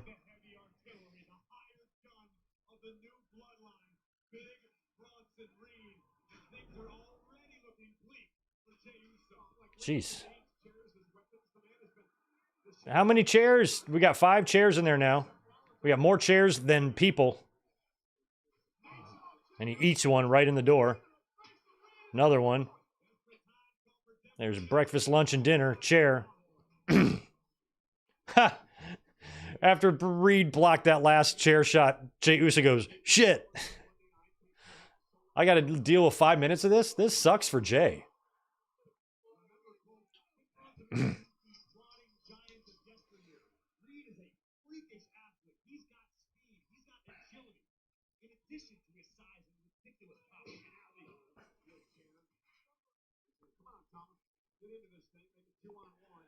Luger in the Hall of Fame this year, I'd be fine with it. It's up to WWE, though. Poor Luger'd have to make the trip out to Vegas, but...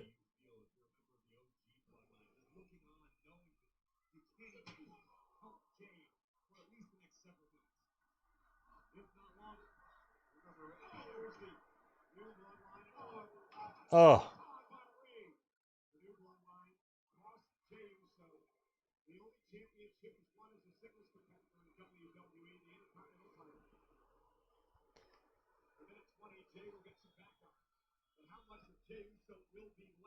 Yeah, they're hinting based on the cage there. It looks like it's Jimmy in next, but it could be Sammy.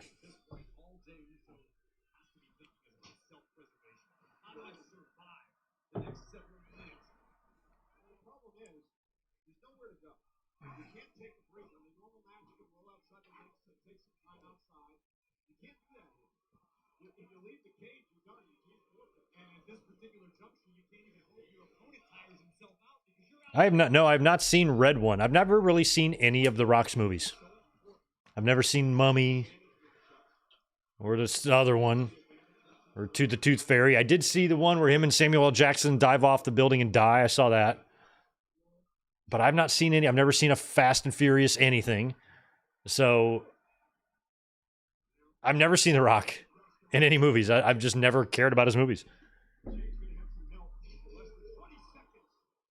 And he's made like 1 million movies. And I haven't seen any of them. I don't have kids, so I got no reason to watch animated shit, so I've never seen Moanas or nothing like that. All right, this is definitely Jimmy. Let's use the beginning of Kenny Omega's music to signal the entrant of another competitor. Big Jim. Well, the Usos can be teamed back up here. They were a well-decorated tag team. Give Jay a breather here, and they can start throwing their double super kicks. Or just start doing it now. Double uppercut to Reed.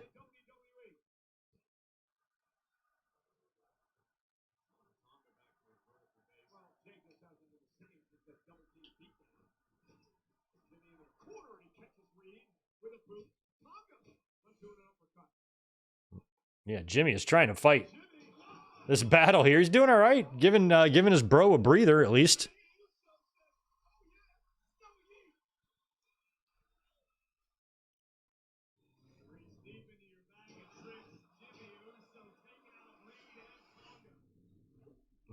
Yeah, even the early one, like Walking Tall, right? Was not bad on. I never saw that, or Rundown. Just never. I mean, I've seen him in a couple movies, like make appearances, but I've never in none of his starring role movies I've seen. Nothing he did with Statham or any, like nothing, like literally nothing.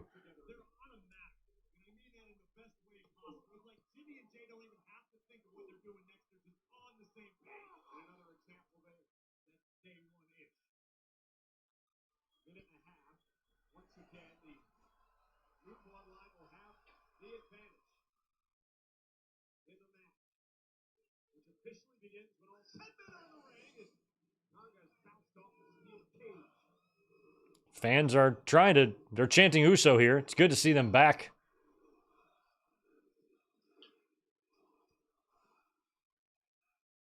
I feel like for the heels, it's going to be Tonga Loa in next.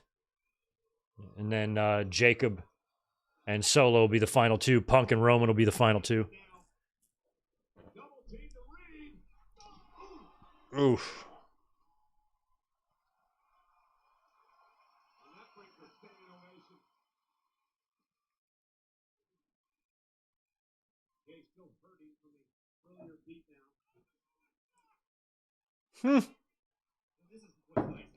I heard a fan go, Tonga Loa sucks. Tonga Loa's all the way in the cage over there. And some fan at ringside is screaming that he sucks. That's hilarious. This is Usi.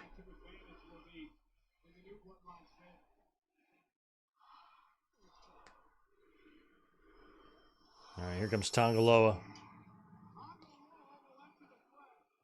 Oh, no, he's not. Oh, he's going to make Jacob go?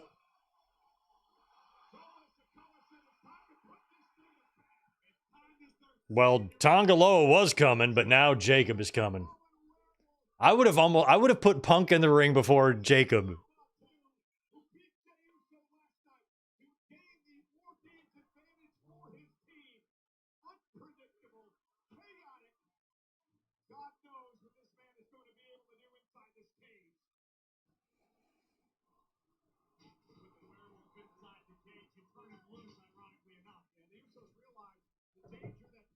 Yeah, Jacob could be a lot of fun in War Games. That's for sure.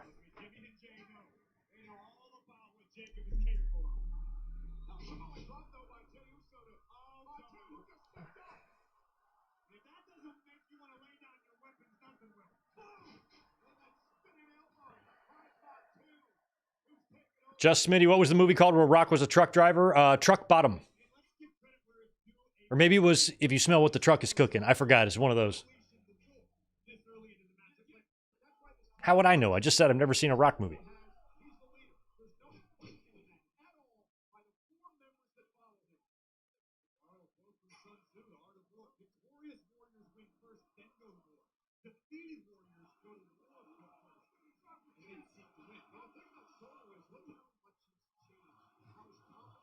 Yeah, Jacob could do a Diesel thing in the Rumble, but I'm also very interested in seeing him having a couple of face-offs, specifically with Bron Breakker and, I don't know, maybe, well, it wouldn't be Gunther. Maybe Cena might be fun.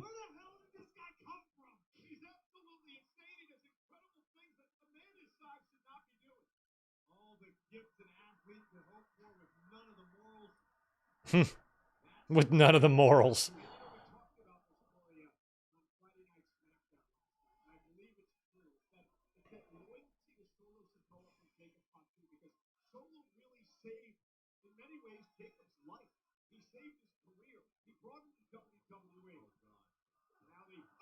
Oh.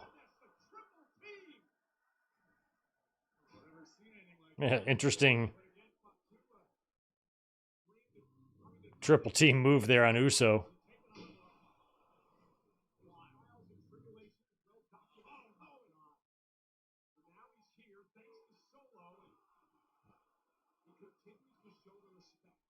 All right, 10 seconds left. Somebody else is coming in.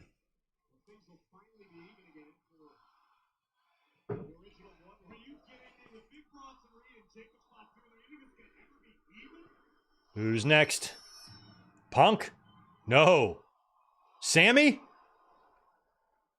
He's going to make Sammy go? Interesting. Does Roman call the shots? Why would Roman call the shots? Is that just Roman reminding everyone who's in charge? Okay, so you know what I would do if I was Punk? When the bell buzzer rings next time, I wouldn't go. I'd say, you go. You go, motherfucker. I'm not doing what you say. That's what I would do if I was Punk.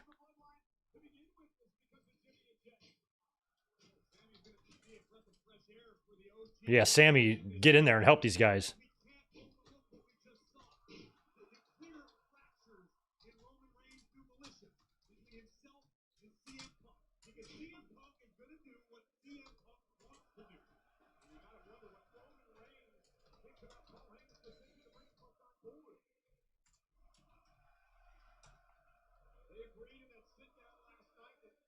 Oh, well, they're Olaying.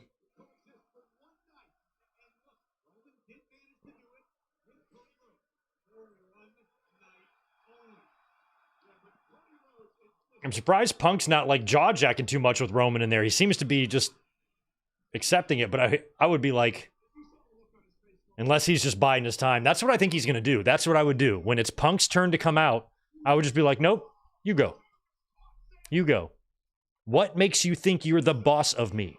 I'm not going. He should just sit right down and say, nope, I'm not going. You go. Because Roman can't make him, you know?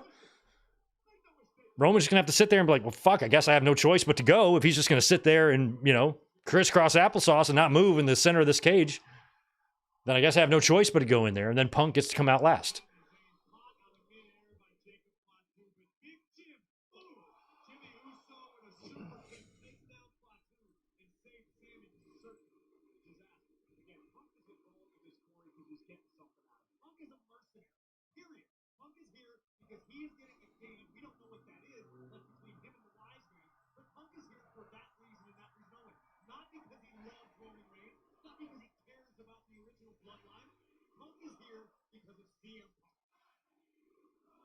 Sammy Uso.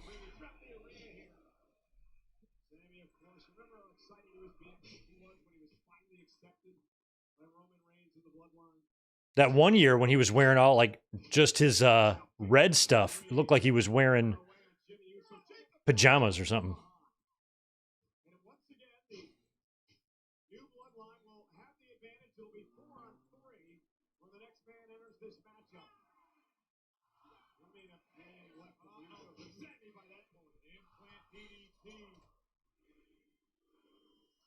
Who's next?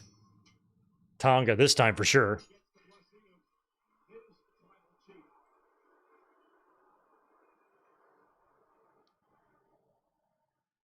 Shell shock, you think Roman's going to be the reason they lose? Could be. Definitely a lot of tension. I'm liking it.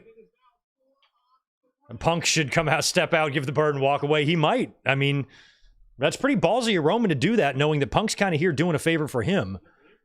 And for, to be kind of disrespectful like that. If I was Punk, I'm like, why am I even doing this favor for you?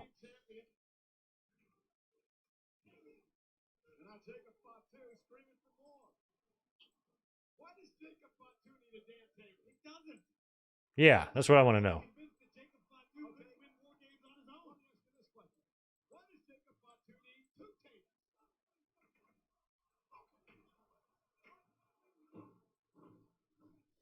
Well, we've got 2 tables, 5 to 6 chairs.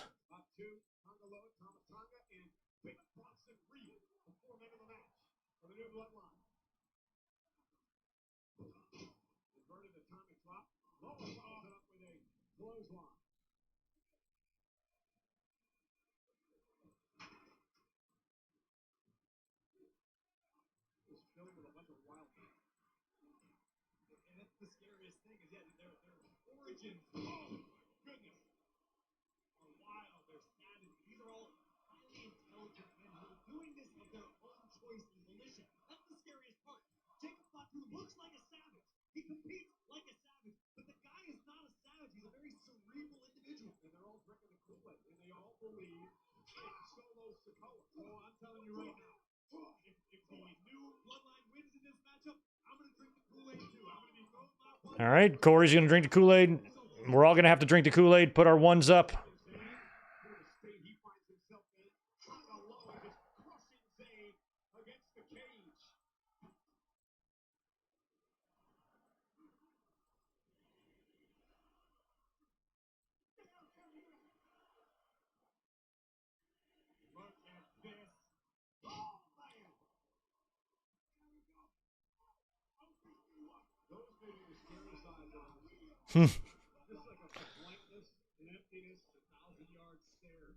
Yeah, Jacob, he's got a great look and demeanor and all that.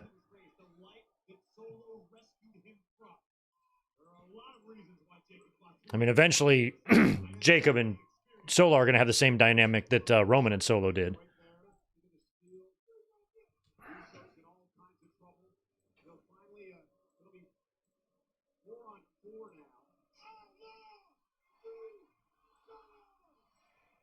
All right, who's next? I think we know.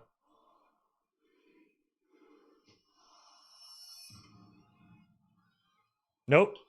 Oh, Punk's not going to go. Oh, no, he is going to go. Well, that's the same idea. That's the same idea. Like, Punk was going to be defiant of Roman Reigns either way. And so he kind of did a reverse of the way I was thinking, but the same idea, same concept.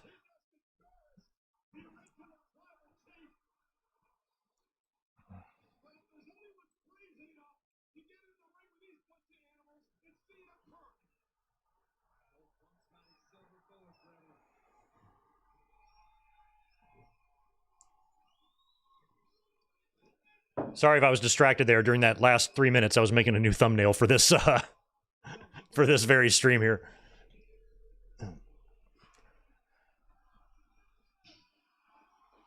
There we go. Oh, the toolbox. We know about those. And I said this in the predictions that after that war in the Hell in the Cell, coming in here to a tame War Games match with kendo sticks is going to be a step down, I think. But he's got a toolbox, and he took out the entire bloodline.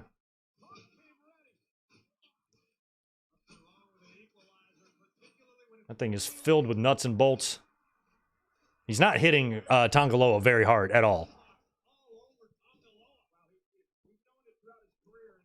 Oh, sorry, Zane. I see your $5 here. Thanks, dude. Maybe doing an injury angle, carting someone out, maybe have Rollins interfere, maybe a McIntyre return, or maybe Zilla Vatu or Hikuleo. All of that is possible. I would keep McIntyre away from CM Punk, though. I don't see any reason to keep going with that. but a new Bloodline member for sure. And I can definitely see Rollins. Oh, wow, that had no effect. That had no effect on Jacob. Look. Smash his face right into the toolbox, and nothing happened. Oh, wow. Hit pop-up Samoan drop on Punk. That's awesome.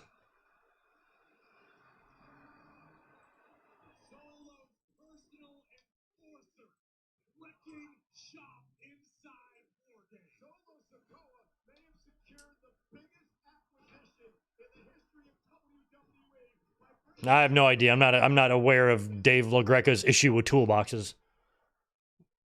I think he's a toolbox.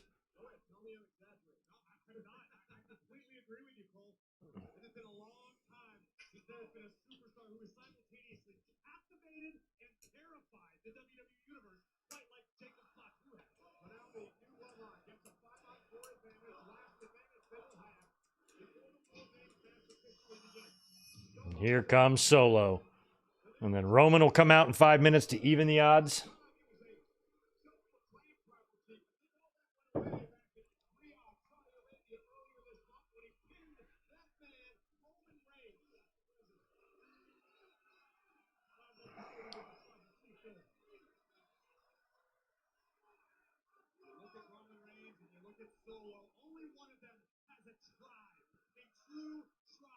I think a good portion of wrestlers could squeeze through those bars if they had to.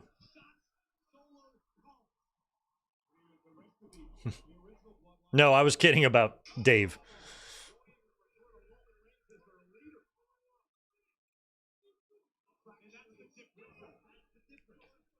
Slam his head in.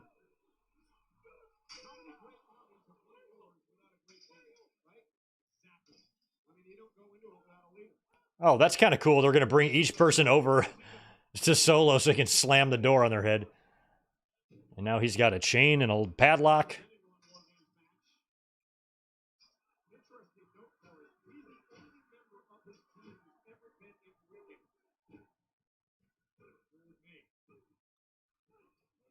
Oh, yeah, that's true. Solo is the only member of his team to ever be in a War Games.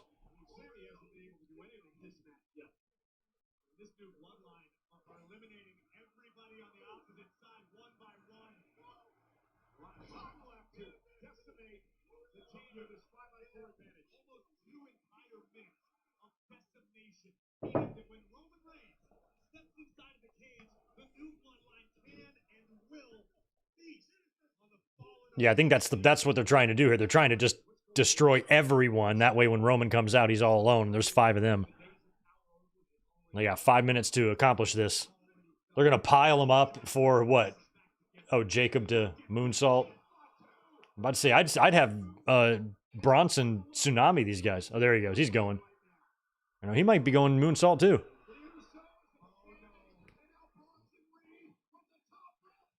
Oh, big tsunami to Sammy. That was rough.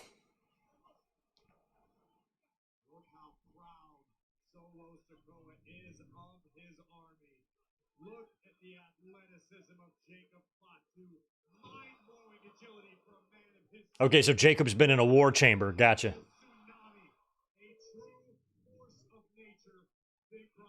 Oh, wow. Punk just bitch slapped Solo.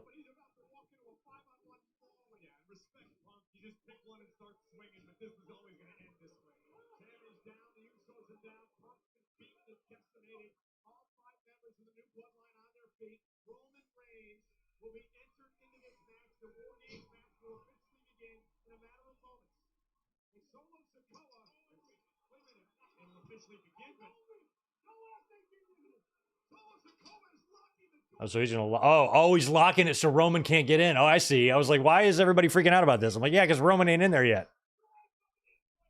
Oh shit. Well, what do you do now, Roman? You gotta climb up that bitch. You can climb up that.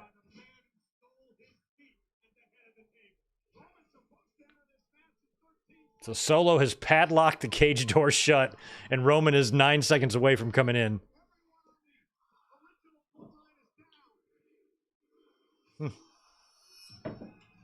And Roman, what are you going to do? You're going to have to climb.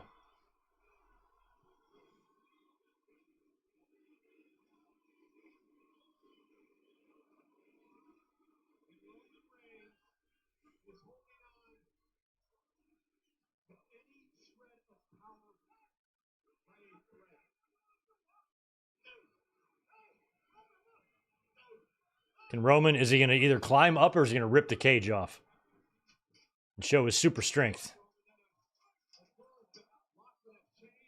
Give me the key.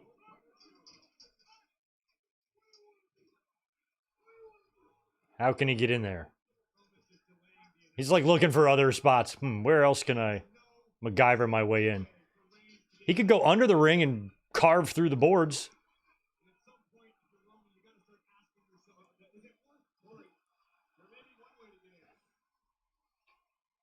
Does he have footholds? There you go. They're coming up there to stop him. Knocked off one. Knocked off another. Hurry up, Roman. There you go. Roman, you got to get over. Oh, Reed crotched himself, and he's going to make it in now. Now he's there. But there's people waiting for him.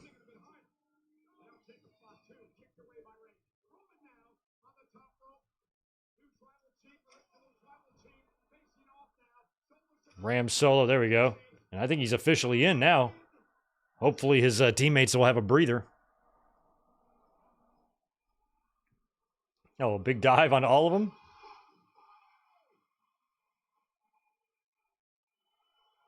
Took them all out.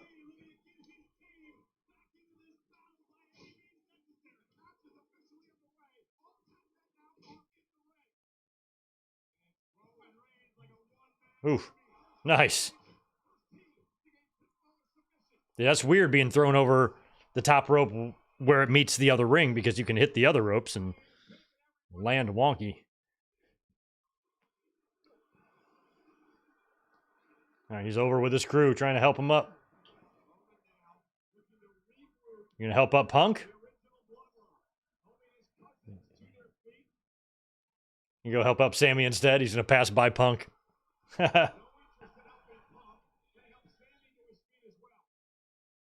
Help Punk. Oh, he won't help Punk. I thought he would help Punk last. Uh-oh, here we go. Fans seem to really like the Punk and Roman dynamic. Oh, there's Heyman. There's Heyman. Here, all right, what's going to happen? Yeah, Heyman, like, get along, motherfuckers. Why are they... Okay, why are they bolt cutting the lock there?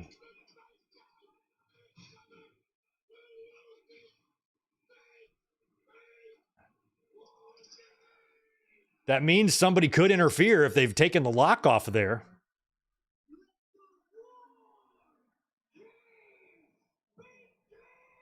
Let the war games begin.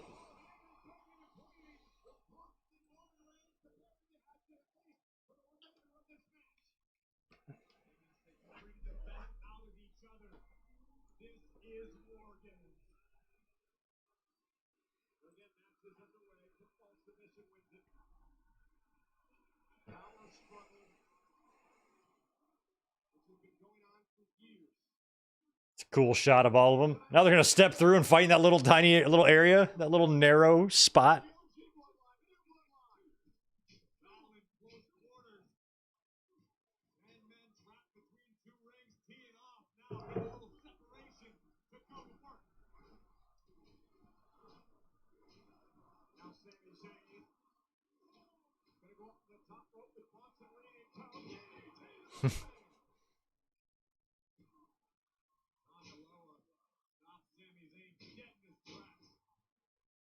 Yeah, I know. I meant Roman getting over the cage. Roman, you got to get over. That would have been accurate in 2016.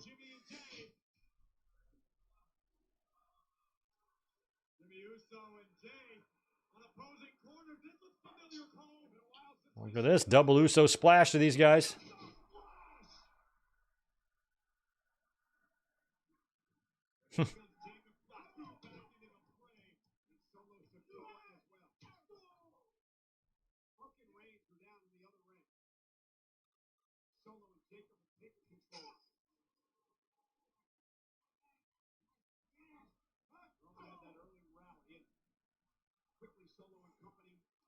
I mean, there's got to be some Punk and Roman dynamic that's going to be instrumental in the finish, I would think.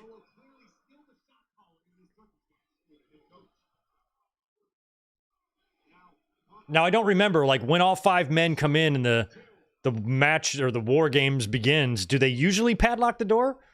I always thought they kind of locked it anyway, but maybe... And I just thought Solo locked it early, so the fact that they came out there and cut it off, now you've opened up the possibility for somebody to be able to come in there and get in. Or if they kept it locked, whoever came in is going to have to scale the cage. I'm not sure if The Rock's going to be doing that. Seth might. Ooh, missed the Samoan spike. Oh, he speared Punk. It didn't look great, that spot they tried to set up there. Wasn't executed well, but it resulted in an accidental spear to Punk and a Samoan spike to Roman. Roman kicks out.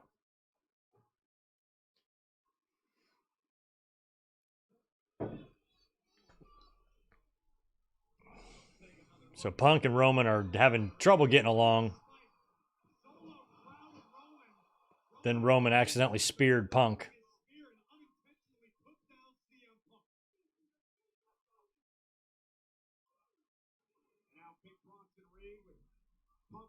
Bronson's going to do a rolling... Oh, Death Valley Driver. I thought he was going to do a somersault. Oh! Oh, Jacob fucked that up. Oh, that's very, very smart of Jacob to sell the knee. Because he botched that moonsault. So now he can make it look like he fucked his knee up.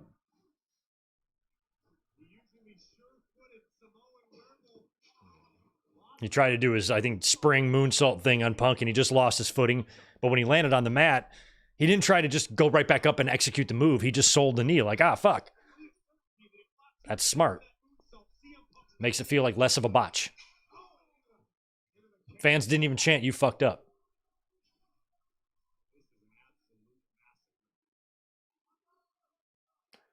Punk might be legit hurt. He did. That spear looked rough. He might have cracked a rib in there or something. I think Punk's probably okay, though, because if he was legitimately hurt, you'd see doctors over there talking to him. Heyman's talking to him, but I think he's all right. You definitely see the officials paying a little bit more attention to him if he was legit hurt. So I think Punk's all right.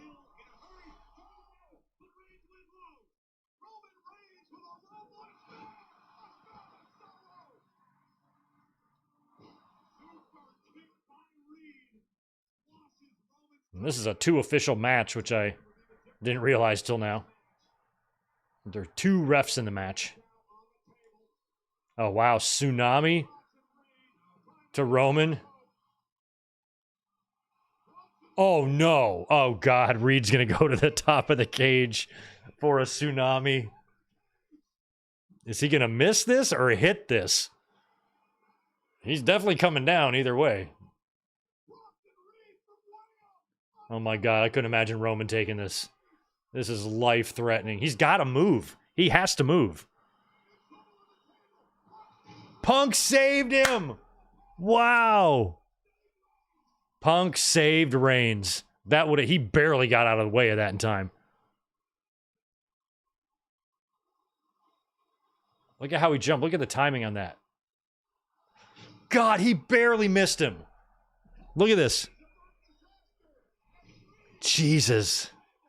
That could have ended bad. If they did not get out of the way in time, that could have been bad. CM Punk saving Reigns. Well, now you owe him another one, Reigns. That was nice of Punk. Nice of Phil. Does Reigns feel bad now? He's going to help him up. Is he going to flip him off, Punk? Nope. Oh. Well, that was cool. Roman, I think, felt bad. Oh, and then Roman saves Punk. Roman just got hit with another Samoan spike. And another one. Somebody better save him from a pin here. There we go. Jay did.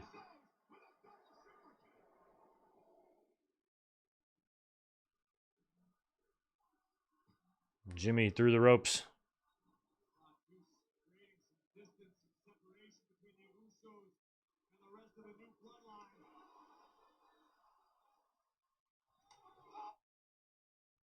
Oh, man, I'm buffering. Oh, no. Bad time to buffer or something. I don't think I buffered. I froze. 3D. 3D to Jacob.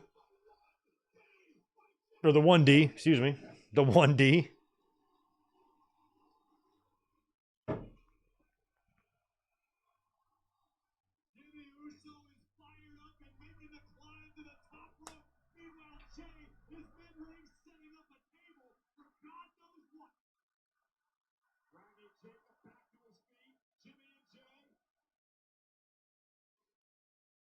Oh, wow.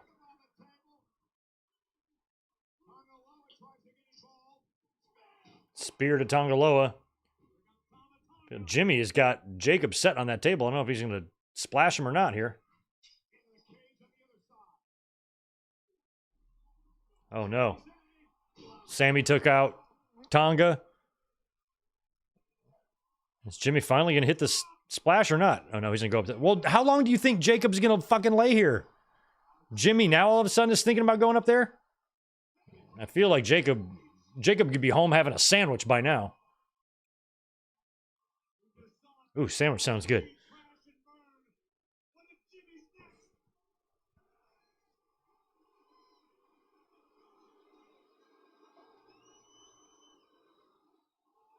Hurry up and do it. Wow. Looked pretty good, but damn, Jacob laid there for forever. Could have watched Forrest Gump in the time that it took him to lay there.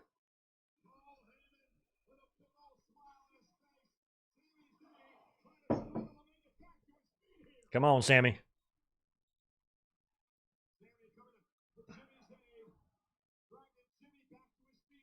Okay, cool. Everybody got that that buffer, that freeze. Good. I'm glad I'm not alone. I don't like being by myself with issues like that.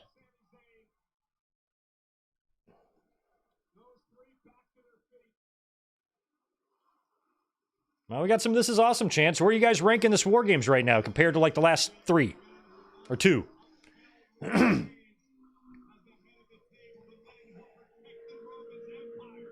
I barely remember last year's. I just remember Punk returning. And the year before, I remember a little bit because I know that was when Sammy was really accepted into the bloodline.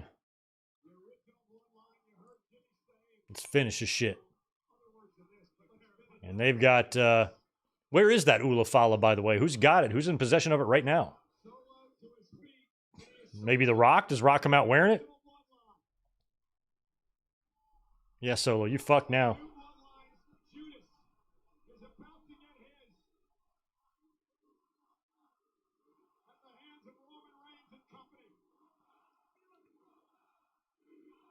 You fucked up. Oh, yeah, Judgment Day in War Games. That's right.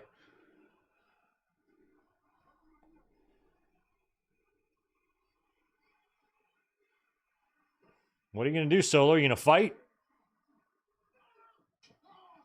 Damn. Well, props to Solo for not running away like a bitch. He stood up and took his lumps there. Haluva kick.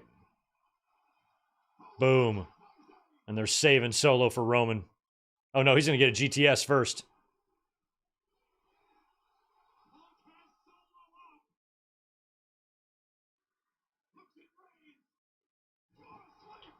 Oh. Oh, wow. And then he's going to eat a spear. That's got to be the finish. He can't kick out all that shit. That's ball game. So I was right. I only got one match wrong, the opener. What a rebound after starting 0-1.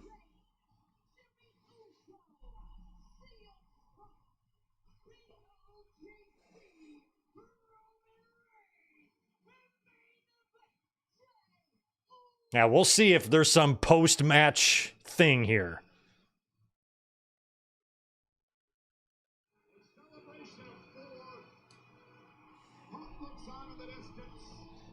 Punk looking on in the distance. Is something going to happen? What's going to happen, guys? Does it go off the air like this, or does something happen? This is like deja vu, just like last year. Is this it? Is this it? Or do we get, if you smell? We saw no Rollins, no Cody, no Owens, no Rock yet. We did see Heyman. Punk and Sammy. It's good to see them. Hatchet buried between those guys. And they're all hugging with Roman watching. That's interesting. I think Roman and Punk need to share a handshake here.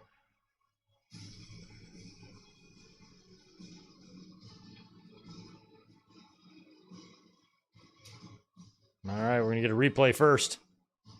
Some of this insane action. First, Roman goes low on Jacob Fatu and follows it with a spear on Solo Sikoa. Down goes Roman, and just as Bronson Reed Oh, wow. That was so close. That missed tsunami through the table. to the OTC, and Jimmy Uso would follow with an Uso splash from the top of the War Games cage, Boom. taking out the Samoan werewolf, which left Solo all on Oof. his own to pay for his sins. The GTS, the spear, and the pin. And tonight's Savage Replay was presented by Slim Jim Instincts. Need a little excitement? Snap in to a Slim Jim.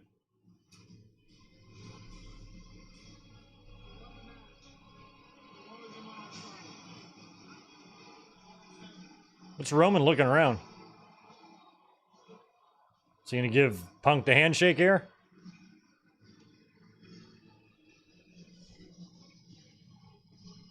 What is going to happen, if anything? And a shake? I mean, you do owe him a handshake here. There it is.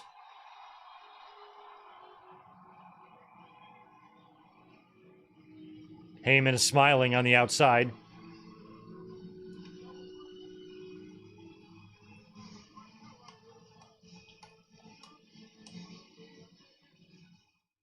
Is Punk about to cry or laugh? I can't tell. Oh, look at that. They're all doing the ones and Punk's doing that. That's an excellent image there of all of them. The OG bloodline is close to reclaiming its former glory. But Solo Sikoa still wears the Ulafala and is still the tribal chief. Is that the end of this? As the pendulum of momentum shifted back to Roman Reigns. I mean, we can't just become accustomed to seeing surprises every year at War Games. So if this is the end of it, there's still a lot of story and intrigue here with Punk and Roman. But what do you think? Any last minute thing gonna happen?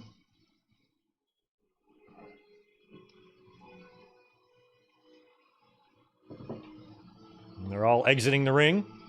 Heyman and Punk. And let's not forget.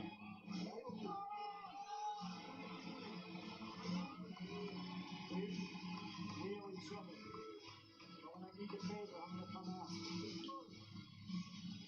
ask. Punk said, when I need the favor, I'm gonna come ask. Paul Heyman still owes CM Punk. Heyman hugging everybody as they leave the ring. That's kind of cool. Let's see if Roman is a little uncomfortable about anything here, or if...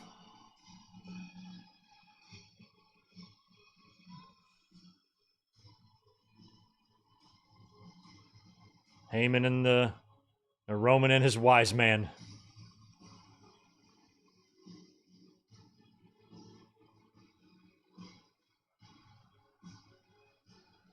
The wise man did it.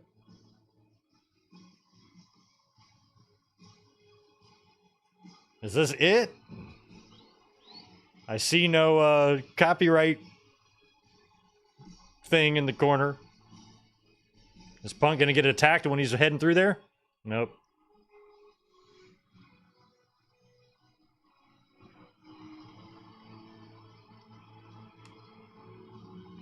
Or is...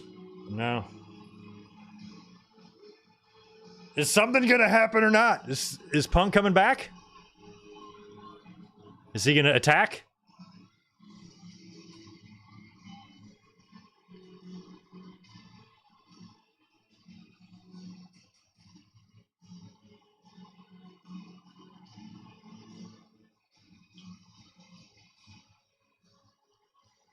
I mean, Punk left and then came back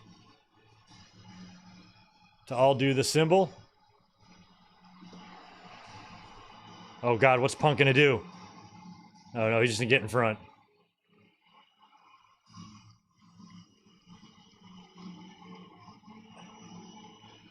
I love how they're freaking you out. Like, is this it? Is this it? Is this it? Is this it? Is it done? Is it done? Is it done? Oh, looks like it is. Okay. That was officially the end. That was it. I don't think they're gonna do this video package and then come back and have some big reveal. So now we're just gonna get a recap of the show. Oh man. Whew.